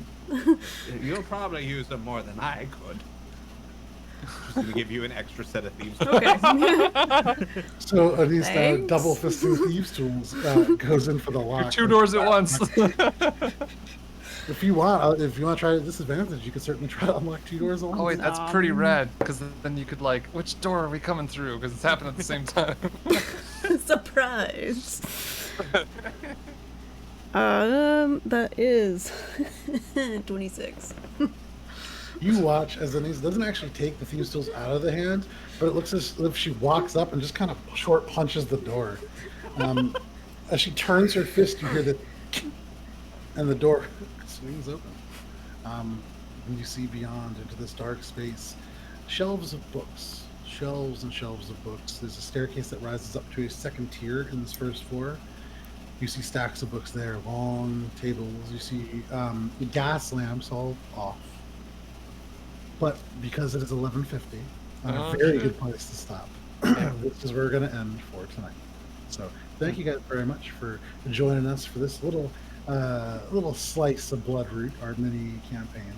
We'll be back next week. As a reminder, it may be about 15 minutes late as a start time, so 10:45 instead of 8:45 p.m. Eastern Standard Time instead of 8:30 p.m. Eastern Standard Time. That will be session 3 of 4, where we enter this Dungannon private library and see what else lies beyond just the books. Until then, it is kind of crazy out there, so please stay safe. And that is all that I have for you for this evening. So we'll see you next week.